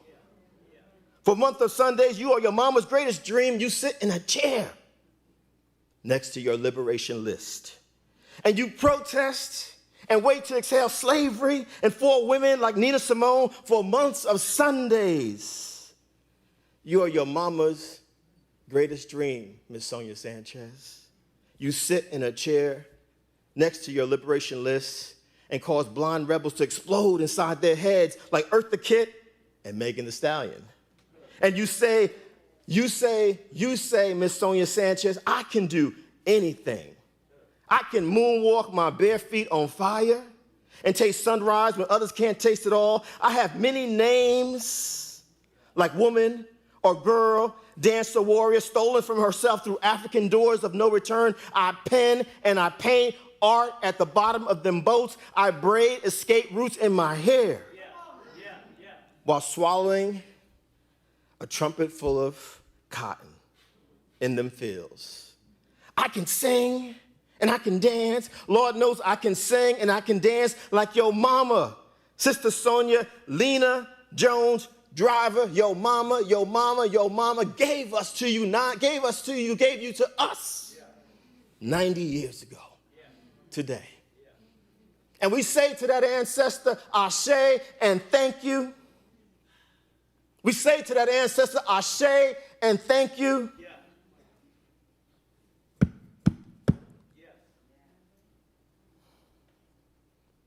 Like Gwendolyn Brooks, like Margaret Walker, like Toni Morrison, like June Jordan, like Jane Cortez, like Ntozake Shange, like Mari Evans, like Maya Angelou, like the way Pearl Primus and Catherine Dunham sang with their bodies, reversing slave ships with their fingers, burning plantations with their elbows, unknotting nooses with their necks, lifting traumatized eyes with their legs, and reviving Sandra Bland and Breonna Taylor with their hips. Because black women, black girls, like my mama, like you, Miss Sonia Sanchez, because you my mama too. So dope. Y'all so dope. Y'all so dope. You can sing and dance and sew and paint and act and mime and cook and spit hymns for a nation of billions like Billie Holiday or Beyonce. Or the women who taught you to fly as the little girl who lost her mother, because that is what black women do. Teach each other to fly with no wings and no money. And you understood, Miss Sonia Sanchez, right then and there that art, poetry, learning, black girl magic be like Cicely Tyson, Sarah Vaughan, Ella Fitzgerald, Lorraine Hansberry, Angela Davis, Ursula Rucker, Jill Scott, Lauryn Hill, Erykah Badu, Viola Davis, April Silver, Mahogany Brown, Amanda Gorman, Cheryl Lee Ralph, Quinta Brunson, Kamala Harris. Be making a way out of no way, be black women and black girls strutting under a soprano sky. Even when your wings are barely taped together, because ain't no humanly love like Philadelphia love.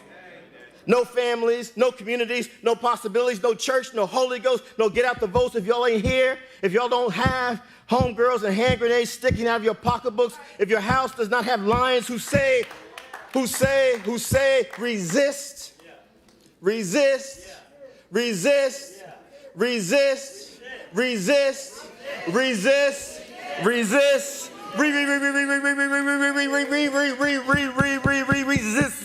resist.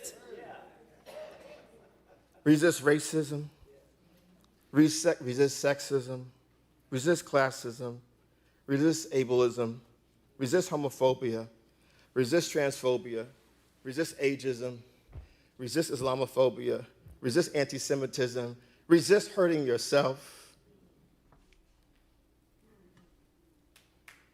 Resist hurting to yourself.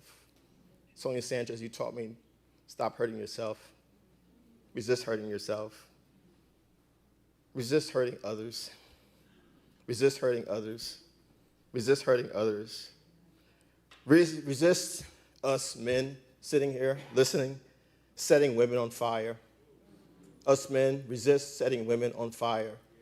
In Africa, in America, in the West Indies, everywhere. Resist setting women on fire. Resist us men setting each other on fire. Resist men, patriarchy, and setting the world on fire. This is what Sonia Sanchez has taught us. Stop setting the world on fire. Resist us men not seeing women as human and equal when they are human and equal. Resist, resist, resist, like Miss Sonia Sanchez has been teaching us, because she is magic. She can do anything. She can moonwalk her bare feet on fire and taste sunrise when others cannot taste at all. Thank you.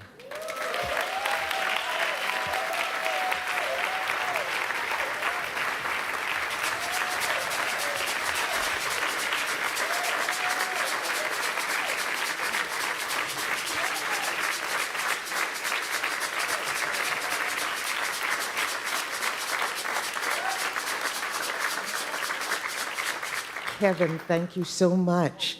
Coming up next, oh, are you okay? Coming up next, Bumpin' Elbows. Coming up next, Mark Lamont Hill. But before we do, and because this event is so powerful that my phone is losing power,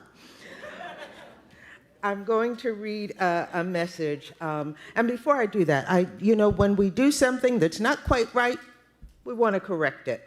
I think that's something I'd like to put out into the winds of the country right now, but for now, I had said it was Jill Nelson, who we love, but the person who I meant to say was Jill Newman. Jill Newman Productions, I wanted to thank for being part of bringing our talent together here this evening.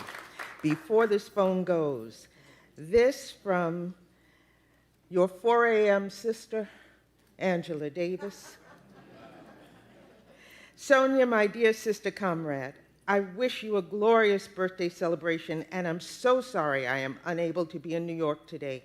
I love you so much more than is possible to express in this brief greeting, and I appreciate your power, your beauty, and your infinite eloquence, whose resonances will continue to reshape our world and beyond. Your life has always held a special meaning for me, both politically and personally. You are the tower that continues to hold up that part of our struggle's history that has provided a firm foundation for young activists. I am so proud to continue standing at your side. I am also happy that we are homegirls.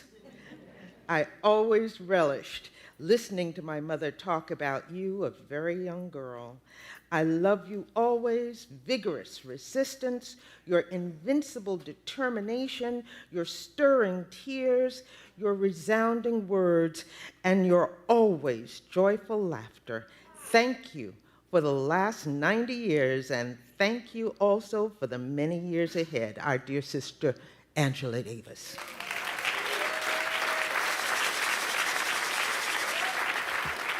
And thank you all. Mark Lamont Hill, please come to the stage.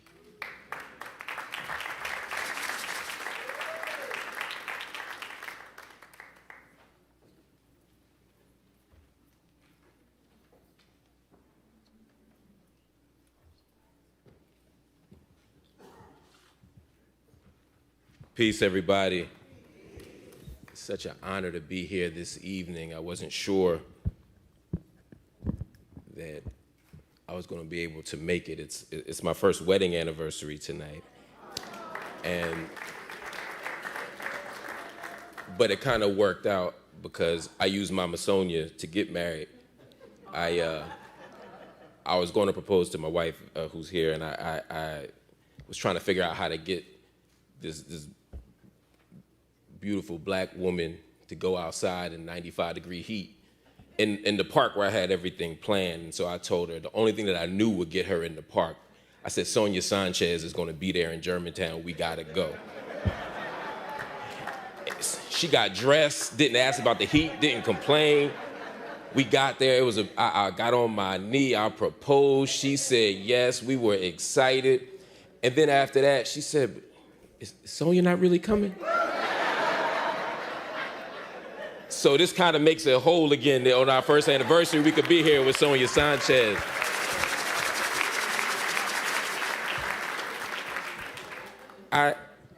Mama Sonia, I love you so much. I love you for so many reasons, but I think the thing that sticks with me is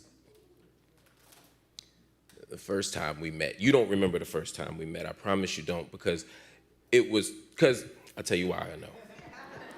Because I wasn't nobody to know.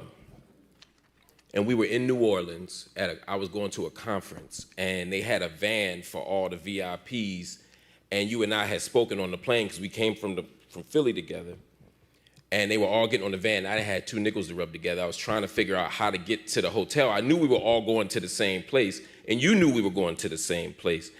And as the van was closing, and some other people said, we don't know him, let him find his own way. This was long before Uber. He said, let him find his own way. And some of these were Negro leaders that's supposed to be talking about justice and peace and community. Some of your favorite civil rights leaders told me to find a way, make a way out of no way. Mama Sonia said, we can't leave our brother behind.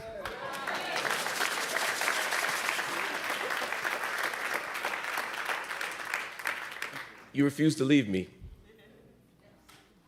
That's who you are. For 90 years, Mama Sonia has refused to leave us. At every turn, she refuses to let us go. When you finished school, you could have done anything with your brilliant mind and your magical pen, but you decided that you were going to teach 5th graders in New York City. That's an oath of poverty.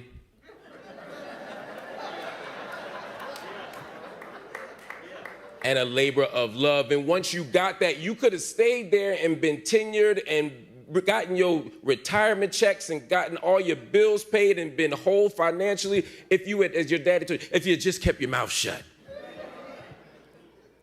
But you can't, because you can't leave us alone. You saw how black boys and girls were being treated in those schools, and you spoke up and you spoke out, committed to that to the point that you had to leave New York City and you landed in the greatest city in human history, Philadelphia. And that's right, human history. We started in Philly, then we walked to Africa. Just stay with me.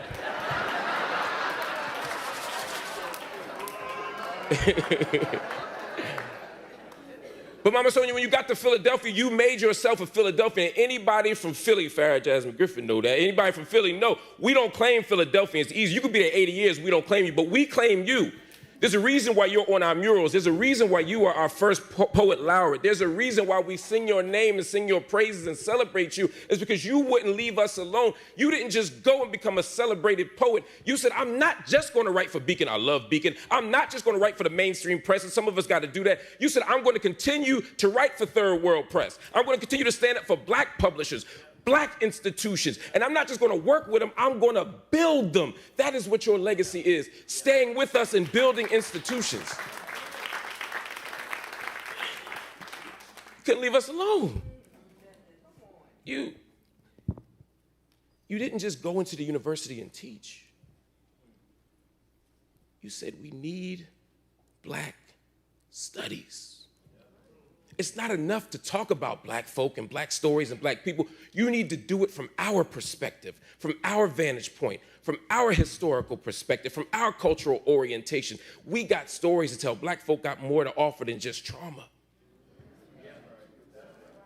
And you taught us how to do that. You stand with a generation of folk that did that. You couldn't leave us alone. When you decided to be the world-renowned poet and you decided to write them haikus, and can't nobody write a haiku like Sonia Sanchez. You couldn't leave us alone in those stanzas because you said, if I'm going to do haiku, if I'm going to do these models of poetry, I'm going to smuggle in the blues. I'm going to drag in jazz. I'm going to take our rhythms and our sounds and our spectacles, and I'm going to put them in these pages and in these paragraphs and in these lines so that when they hear these words, they're going to feel black spirits. Black gods, black ancestors, black stories, black love. And you do it with such humility. You do it with such humility and such grace. That's why I'm so happy to be here to celebrate you, because you deserve it, and too often we don't celebrate our ancestors. We don't celebrate our elders. We don't celebrate our parents. We don't even get to celebrate our children sometimes. How many black heroes have been taken away too soon by assassin bullets or prison bars or lynching trees? So when we have the opportunity to celebrate, we got to do it. Because by celebrating Sonia Sanchez, we celebrate a tradition. We celebrate a legacy. We celebrate a spirit of resistance. So Mama Sonia, I thank you for that day in New Orleans. I thank you for always being there when I've needed you. I've been at my lowest and I got a phone call from you. And you didn't tell me everything was gonna be okay, because that ain't the blues. You told me it's gonna keep being bad. You promised, at the time it didn't feel like a motivational speech. I said, I expected a little more when I got the call. You said, brother, it's gonna be bad again. But keep fighting. Keep resisting. We got you. And Mama Sonia, we got you. So thank you for staying with us. Thank you for helping us when we had no help. Thank you for protecting us when we had no soldiers. Thank you for loving us when we felt loveless. Thank you for inspiring us when we felt hopeless. Thank you for being you.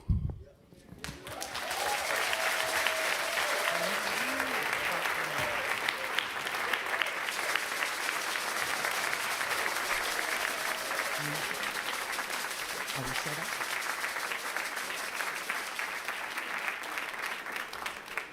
While we set up for our next performers, I have been asked to remind everybody, please, to be mindful of the space, no photographs, no videos. Please do not take pictures or videos in the house this evening. That request from the management, from our hosts, let's put it that way, the Schomburg.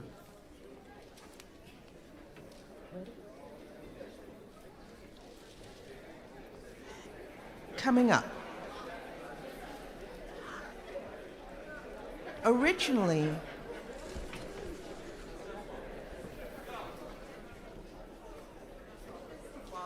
while he does that, I'll just speak to you from out here. Originally, Valerie Coleman was supposed to join us this evening. Valerie, for those who know, is an extraordinary composer.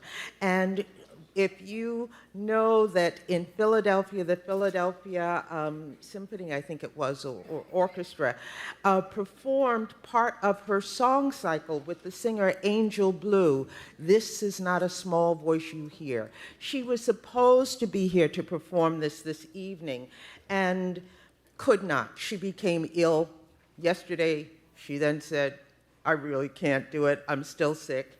And what she did, speaking of, you know, that next gen, about legacies and all of that, instead she sent us two of the jewels in her crown, her students, graduate students from Manhattan School of Music, Kyrese Washington and Jas Ogist. Thank you.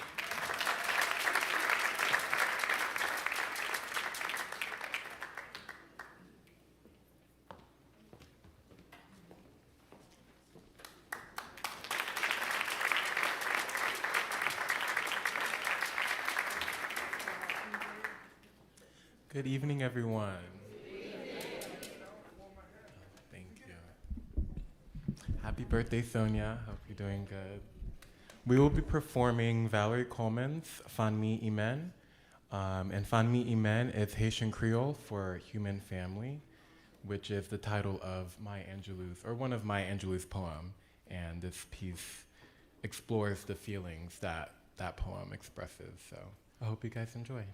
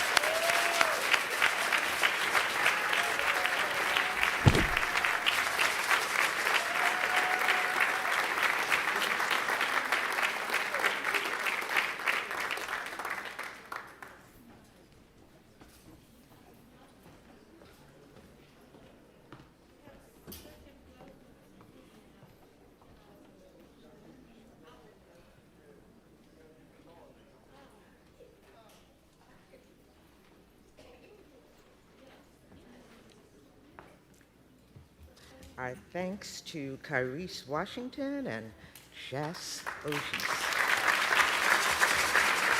graduate students at Manhattan School of Music.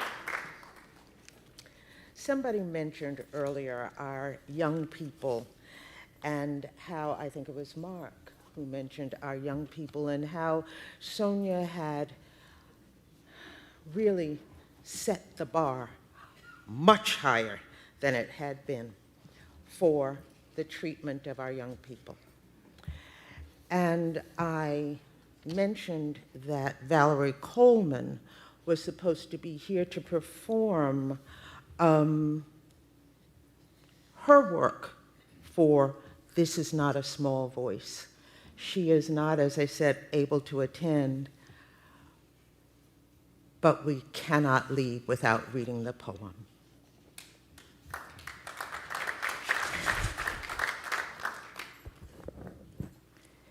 This is not a small voice.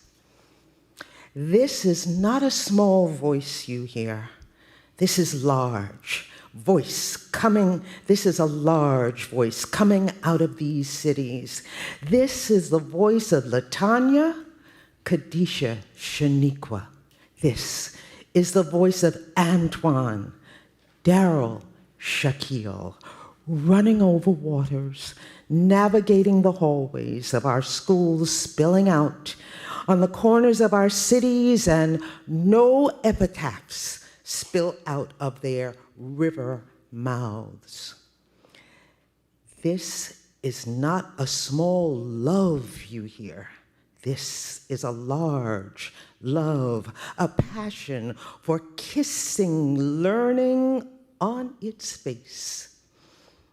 This is a love that crowns the feet with hands, that nourishes, conceives, feels the water, sails, mends the children, folds them inside our history, where they toast more than flesh, where they suck the bones of the alphabet and spit out closed vowels. This is a love colored with iron and lace. This is a love initiated Black genius. This is not a small voice you hear. Sonia Sanchez.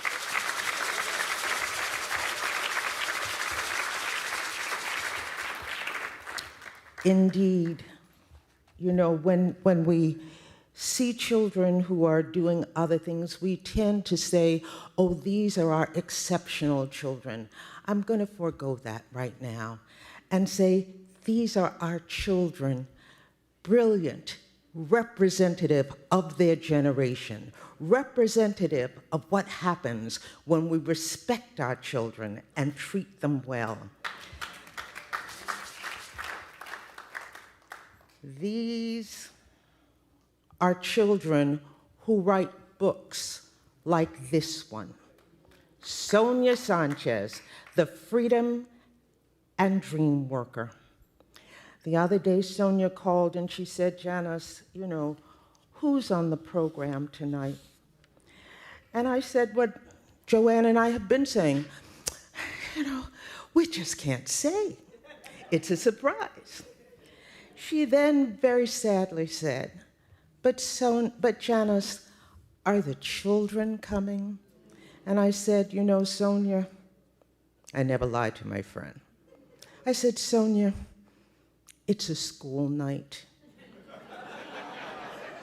She said, I understand, and so do they. That's why the children from the Jubilee School are here, having driven from Philadelphia on a school night in honor of our dear sister Sonia.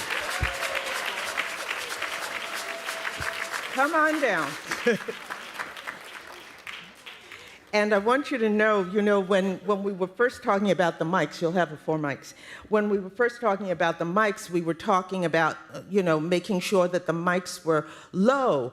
But children kind of grow. And so these are the original children who wrote the book, a lot taller than they once were.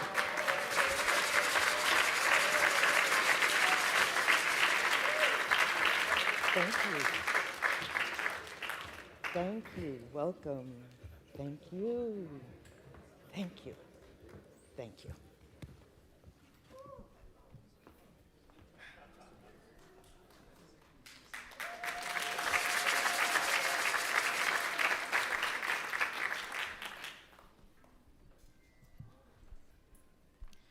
Hi. Back in 2021, when we were in 4th grade, we started writing and illustrating a book called Sonia Sanchez, The Freedom and Dream Worker. We interviewed her and fell in love with her story. While doing that, we became besties. She is so unique and powerful with her poetry and rhythm in her poems. Her influence has led people to dive deep into learning the truth about their history. We would not have the freedom-fighting power we have now if it wasn't for Martin Luther King Jr., Malcolm X, and the woman with razor blades between her teeth, Sonia Sanchez. Sonia Sanchez is a poet. She turns her poems into atomic bombs to destroy lies and tell the truth. She tries to make you look deep into your heart. Her poems are like torches, lighting the pathway to freedom, making Black people more realized and radiant. Sonia Sanchez's poetry is extraordinary. She picks up many forms of poetry and uses them like new technology. She has her own kind of rhythm. The music in her poems is like spices to her words. Sonia Sanchez is an indomitable, courageous, freedom-fighting woman in her journey for justice and equality for all. Sonia Sanchez's lifelong journey has been fighting for justice, equality, and peace through her poetry and her activism. She is rising still to this day to create peace. She tells the truth through her poetry. Sonia is a freedom-fighting hummingbird, using rhythm, sound, and music to communicate. The bird never stops, the truth keeps coming out, and the bird keeps flying.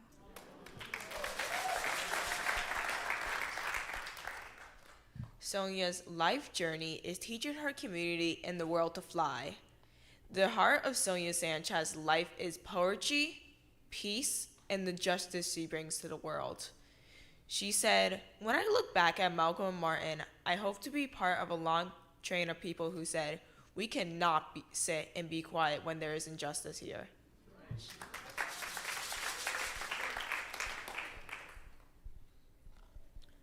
She wants us to ride that train too.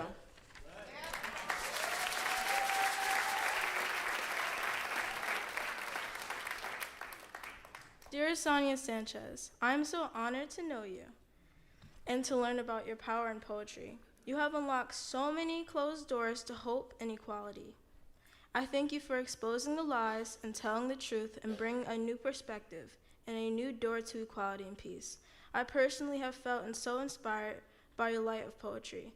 Your beautiful poetry will carry on for generations, and we will always be BFFs. Dear Sonia Sanchez, your poetry flowed into my ears, leaving a deep mark in my memory. You've taught things to me without being there. Your presence in your words and poetry was enough to show me the ways of poetry through and through. You made powerful poetry that made my senses clear and mindful each time I hear your words on paper. The day I heard your poetry for the first time, it made a new me. Thank you for that. Your poetry is like reading. You just want more and more until there is no more. In this case, I will always want more. Thank you, Sonia Sanchez, for being our best friend and the woman we can lean on. You are such a kind, powerful, creative woman, and I'm so glad I know you. Happy birthday, Sonia Sanchez.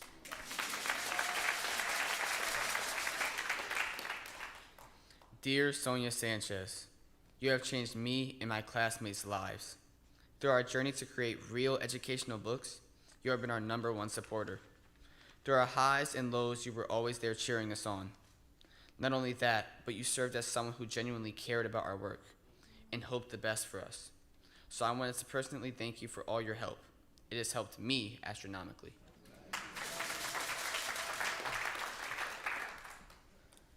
Sonia Sanchez, you're a conductor, stopping to pick up passengers. Your passengers become poets, and those poets thrive. You're like a mirror, taking light and shining it on others. You are caring, giving what's yours to others, giving your light to me.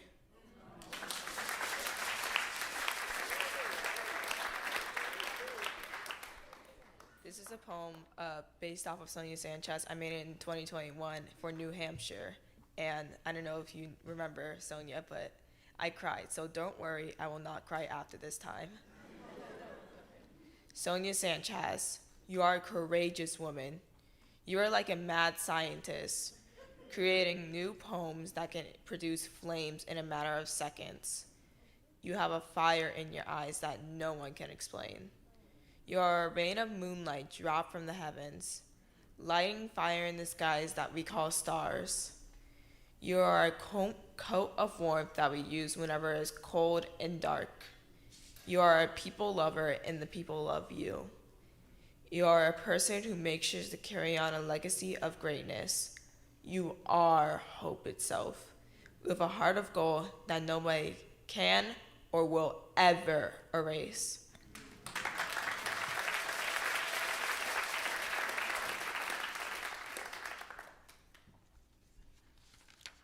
Thank you, Sonia Sanchez, from your BFFs.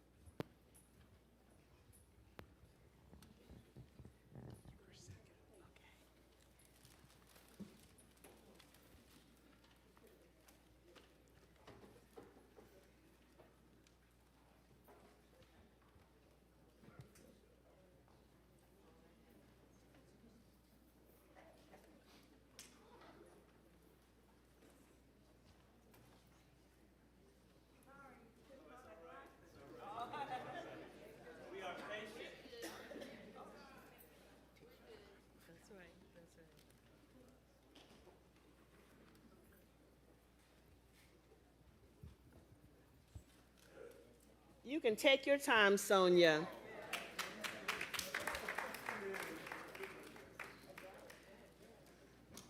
We are so grateful for the love of her family. Mungu, Morani, thank you so much for the care you've given your wonderful mother. And now it's her time to say a word.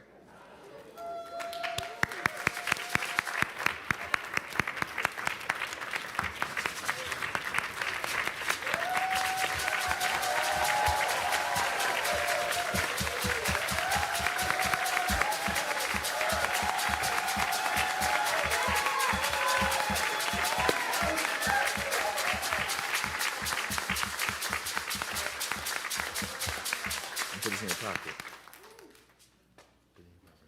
Whoa, people. It's been quite a night. Yeah. And I thank you so very, very much. And I'm gonna grab it, right. Are these mine? Yeah, I think so. Whoa, people. I got you. No, but seriously, it has been, oh, gee.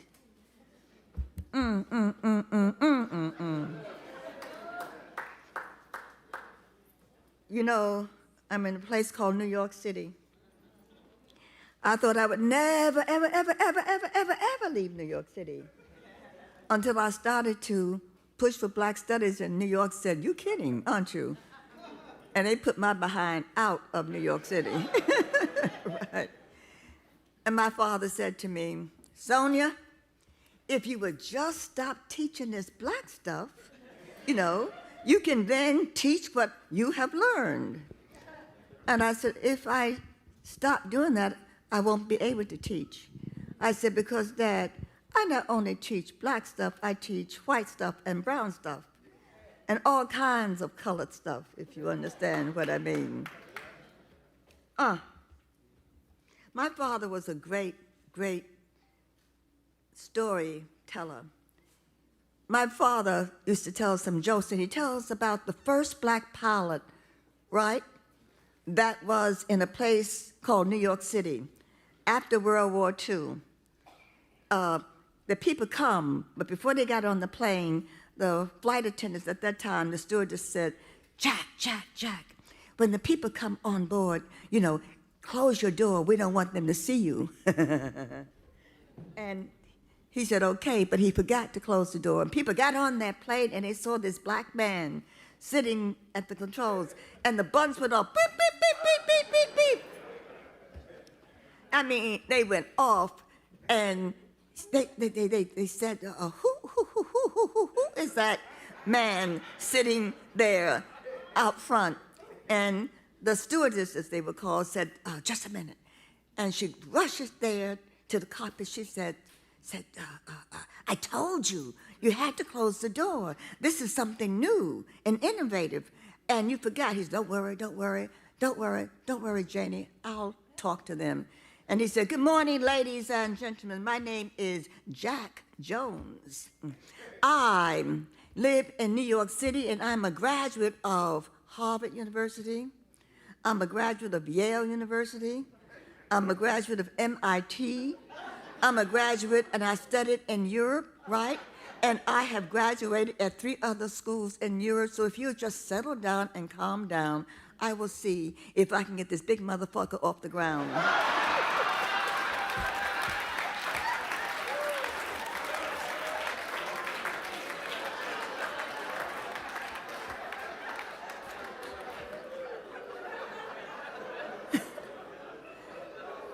Black humor, I tell you. And I used to sit around when my dad played poker with that great brother who owned the funeral home in a place called Birmingham, Alabama, right? And my sister and I would come in, and we'd go over, and he'd give us a big hug, and he'd hand each one of us $5 to $10, right? I immediately put mine away to save. My sister went out to spend hers, right? And I used to sit and watch them, these men, talk to each other and laugh. This is the man that gave MLK money when he needed money. Yeah. Oh, yes, he did, people. And I sat there, they said, "Aren't you bored?" I said, "What is the name of the game you're playing?" They said, "Poker." I said, "Poker? Can I sit and watch?" And they said, "Yes, you can." And I sat and watched, and I learned poker, and I became a bad poker player. In fact, it saved my life one night in a place called Indianapolis, Indiana.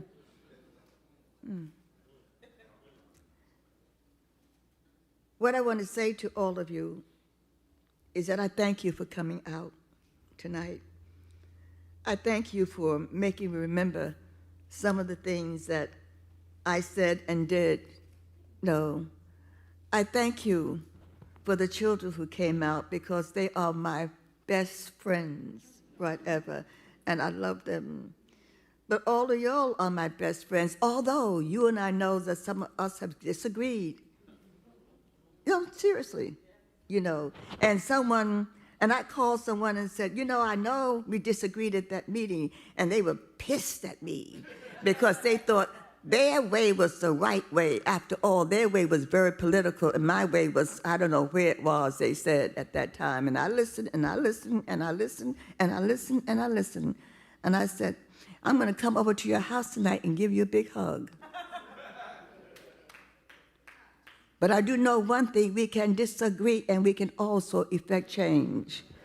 One thing I do know, that we will not always agree, but one thing we will agree on is that we are in a struggle, not only for black people, but for this earth. Look at this bloody earth now. Look at this MF who thinks that he can run again, huh? Look at what is going on in the world, and you got to understand, you cannot stay home, people. You cannot say, I don't know. I hope this is legal. I don't know. I don't know. I don't know if I should go out and vote. I said, if you don't go out and vote, don't ever call me again for anything. Got to hear that. One of the things that I do know, and for the first time I have felt fear for us as a country, as a people. I always said at some point that we would win, but you've got to look at this earth and realize that, they're going to give up on us, the forces that be. They're going to say that those people on earth are just the most unruly people I have ever seen in my life. They don't understand when they have a good deal going. They don't understand when they really got peace going on their earth, some form of peace, and they want to fight all the time. Oh, yes. And I say to you, my sisters and my brothers and my sisters, the one thing that I'm not just saying because someone looks like an idiot, saying I want to be president. I'm saying simply that what is going on is that we are fighting at this time. Just read your history and herstory for this earth. So you cannot say, I ain't going to vote. I said, then you might as well go someplace, lock the door, and smoke your pot, and drink your vino, and I guarantee you, you're right, you won't. Because what we are saying and seeing for the first time on this earth, you don't have two countries saying we got the bomb now. We got a heap of people saying they got the bomb now. And what, as someone said to me, what do that mean, Ms. Sanchez? And it means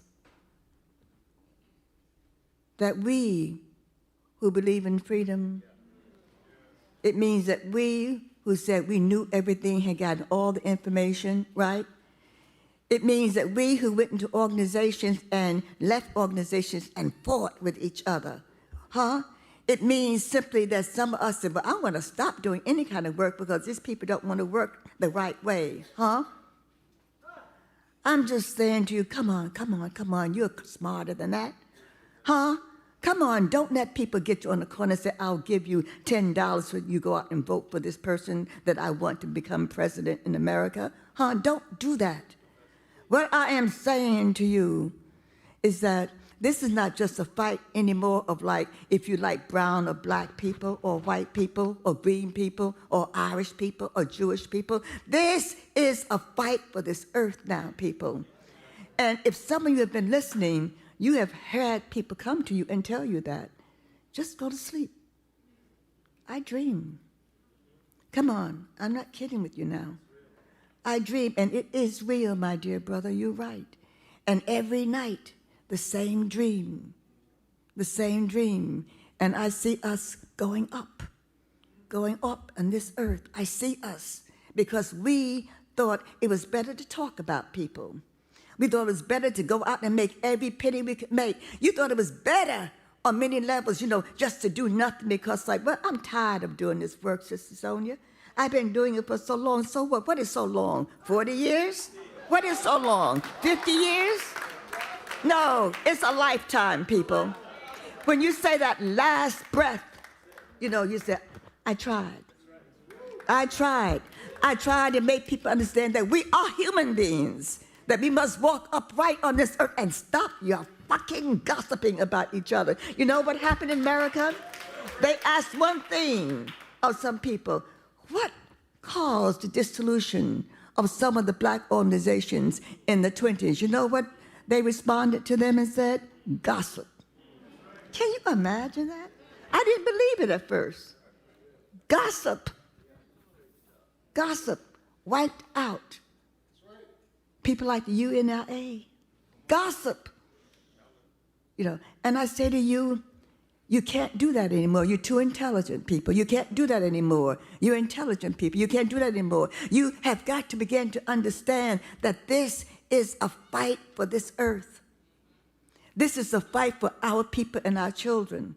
You know, this is the fight that we get off the telephone talking about people and say simply, hey, today I'm going to go out and talk to some people about what is going on in this earth.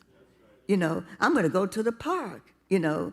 Have you ever gone to the park and you've seen someone sitting there watching the children, you know, and you go sit down and say, hey, how you doing? You know, and at first they look at you kind of funny. Oh, yes, they do. And I give my name. And finally, you know, don't I know you? I said, I don't know. You might. But I know you. Oh, I've seen you on every bench that I've walked in today. I know you. I know you, and we've got to begin to know each other. This is not just a cry out for peace, people. This is a cry for us. If you got children and they're 8 or 18 or 20, because some of them that I used to know as 8-year-olds are now 22 and 23 and 24-year-olds, and I am, you know, they're like that, you know. But what we are talking about on this earth today is peace. What we're talking about on this earth today is us walking upright as human beings. And you know, everyone knows when people used to talk and say some things, and I knew it was not too bright, you know, I would say it, you know. But when someone does that now, I'll go over, you know, without this pandemic, hopefully, and I would hug them and say simply, thank you for speaking. That was a very brave thing to do. Because you have got to understand that people are trying to say something, and unless we feed them and talk to them and sit on benches with them and call them and go ask them to vote, you know, you go out and ask people to vote, and they say, don't I know you? Say, yeah, I think you do, right? You know, and I came to talk to you about voting. Oh, girl, you know I don't vote. It's just a waste of time to vote, right? And I said, can I come into your house and talk to you for a while? What is the waste? Is that we have wasted generations. We have wasted generations, people. You know, we have wasted generations in war. War after war. We have wasted generations on the streets of Philadelphia, on the streets of New York, on the streets of San Francisco, on the streets of Atlanta. We have wasted. Because when we saw children gathering to hurt other people, we did not interfere. We said, well, you know, Sonia, you just can't get involved with all this stuff. And it's true. It might possibly mean something. You might not even survive it. But at some point, one of the ways you do survive it is that you don't go in telling them that they're wrong. Go in and do a fall. You know, like an elder falling, right? And they'll turn around and say, can I help you, miss? Can I help you, Miss Sanchez? Yes, you can. You can help me. And they help you get up. I said, oh, can you help me back to that seat right there? And they do it. And then we began to talk, because it is about talk and listening and loving. It is finally at some point that we on this earth have got to begin to move from the issues that we had in 1800s and 1900s. I know we haven't resolved them all, but at the same time, we've got to understand that peace is waiting for our energy. Peace is waiting for us to say, when someone calls you on the phone, begins to talk about a friend, you got to say, my dear sister, please. You know, if she is really that involved in something, we need to go over to her house and help her. Come on, yes, we do. We need to go and help her. Don't tell me what she did. Tell me what she might do when she finishes listening to us as we talk. I am talking about something called gossip. I mean, it is so pervasive at this time, you know, that I used to just get up and walk out. But now I just sit and listen and say, let me tell you something, you know, and you begin a discussion about gossip. Come on, sisters and brothers. Brothers should say, only sisters gossip. That's a lie. I have heard you gossip left and right about everybody and their mama, and even your own, okay? But what I do know, and what I am going to say to you, if you really were happy with all the geniuses up here and all the work that was done, and that dear sister, you know, who is running this place, but a lot of people, you know, you have got to, at some point, begin to understand that one of the things I was talking about is to do not only theater here for young people, right? But that theater would also involve some of the plays that they will write, and we're writing about peace, about what it means to be human. What does it mean to be human? Huh? Tell me. What does it mean to be human? Does it mean that you got a PhD? You human, girl, let me tell you, it took me 15 years to get that PhD, right? You know, and I said, is that so? What did you learn?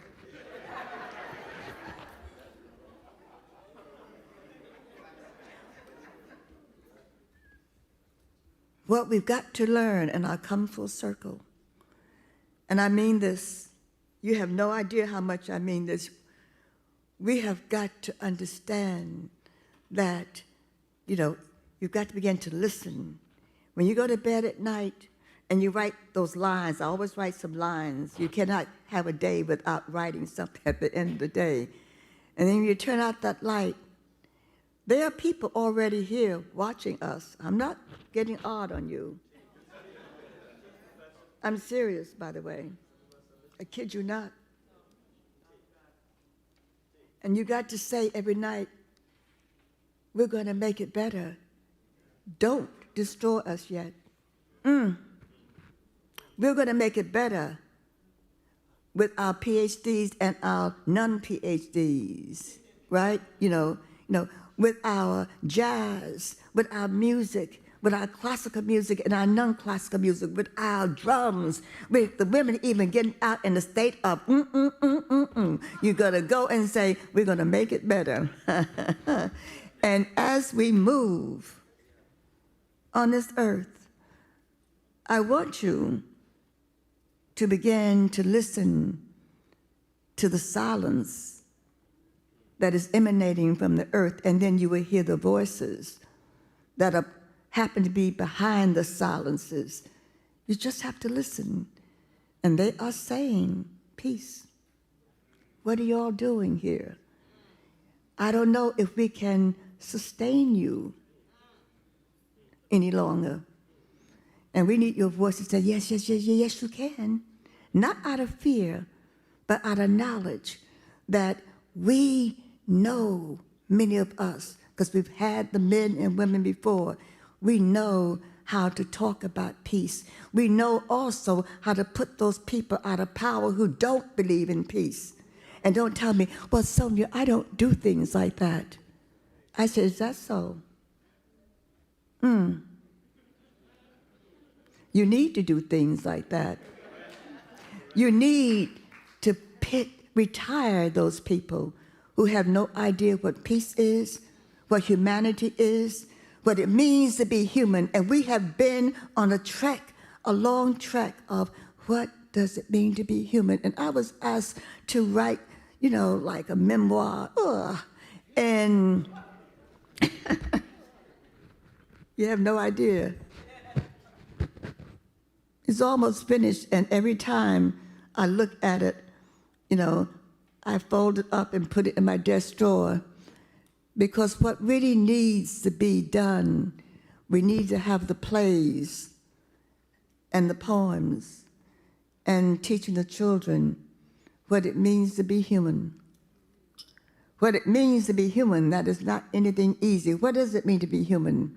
Huh? What does it mean to walk upright as a human being? What does it really mean to say to your brother, your sister, I love you? Not I want to go to bed with you.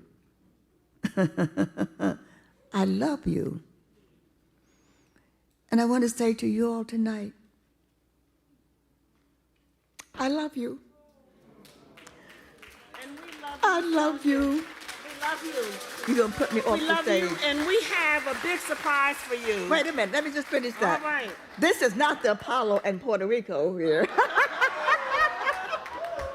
I just want to say a couple of things.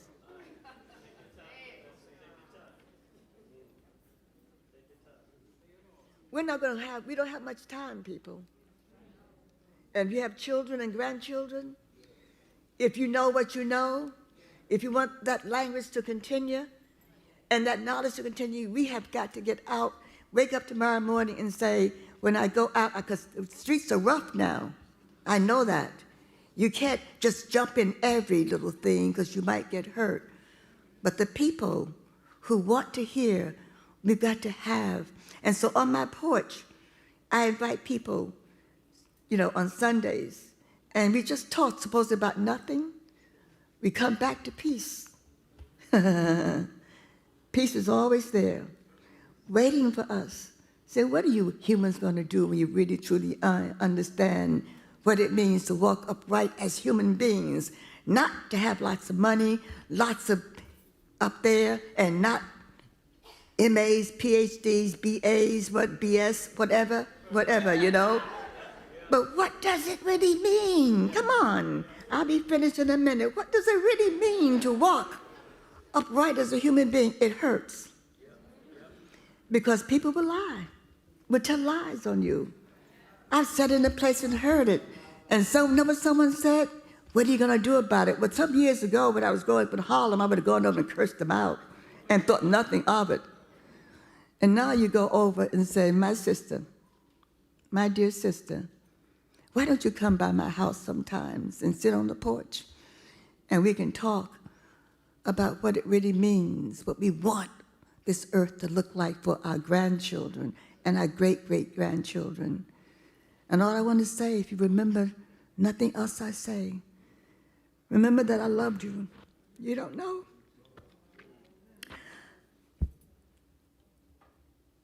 I loved you with a passion. From listening to Jesus, from listening to all of the people who have ever talked about peace and love and humanity. I love you sometimes when I hear you acting the fool. And I know that we've all acted the fool at one time or another, so I don't curse. I just one day decide, I'm going to go by and let's go out and have lunch together. And not preach, but let people know we love you and we don't abandon you when you're in a place that you should not be in. But I love you, and I've loved generations.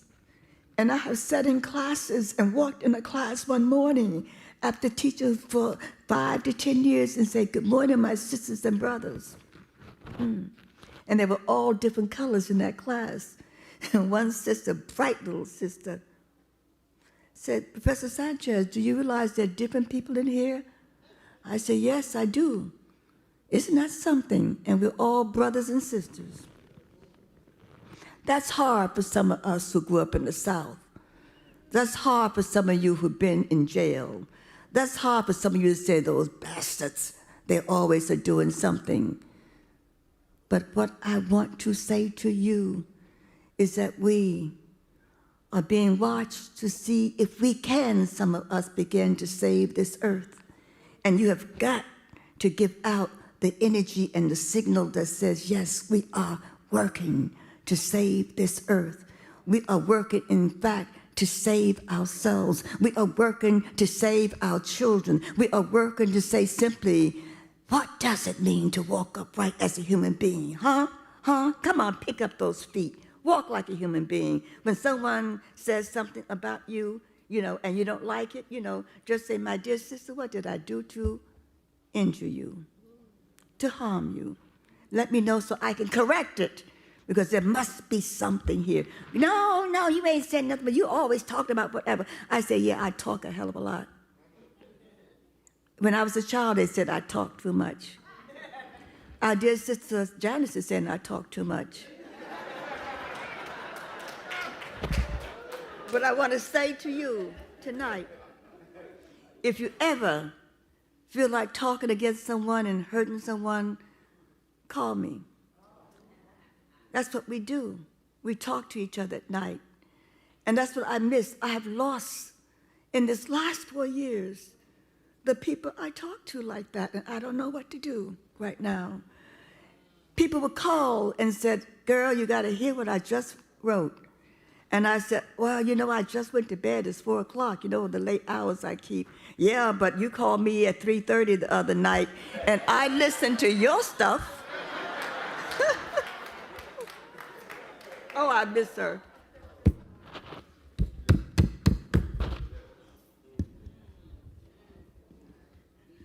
But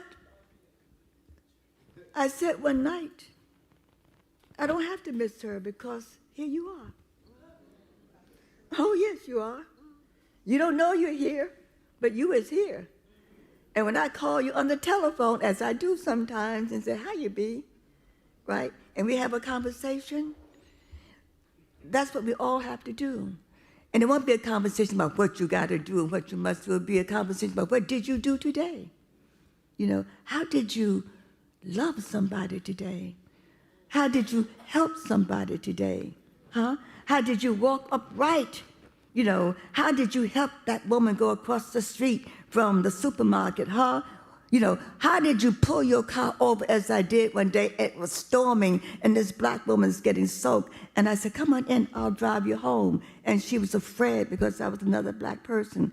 And I said, my dear sister, I won't hurt you. Just come out of the rain. We've all got to get out of the rain. We've all got to walk upright as human beings. And I love you. I love you with a love that says simply what I thought for a while. I wanted to get out of teaching because it got rough. And I was being sent from city to city to city. And my children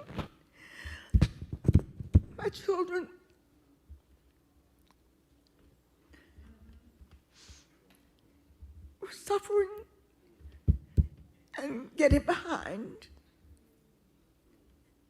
But I knew that at some point they'd get older. And one day, they would walk out the house and say, thank you, Mom. Thank you, Mom. And I thank you. Thank you.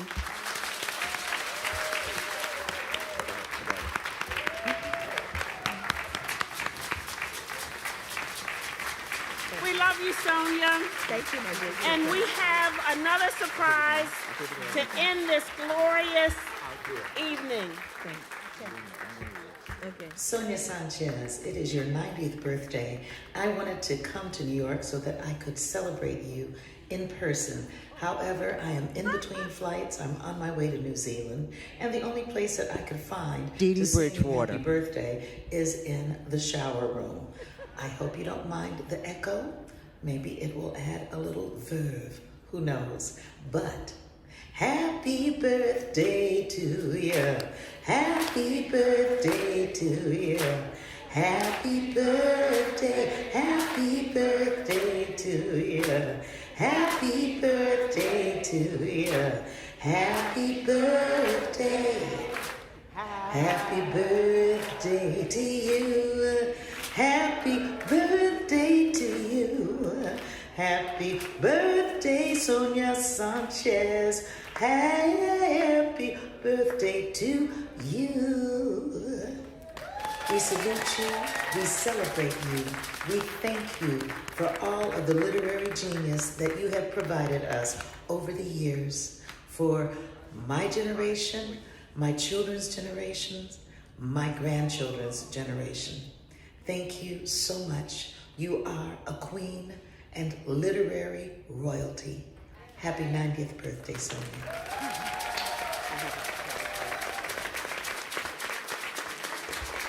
Happy birthday to you, Sonia, with this cake from B Cake NY. And you will see that around the sides of it are 6 of her book covers are around the sides, including 2 that you have in your hand, thanks to hockey. There they are.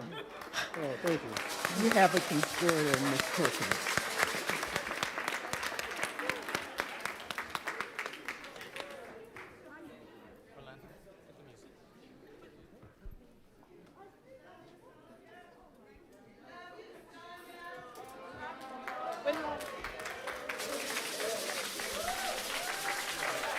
Put on the music just to say goodnight. Yes. Reception, Wait, waiting and for you I think, outside. should I go down the roster?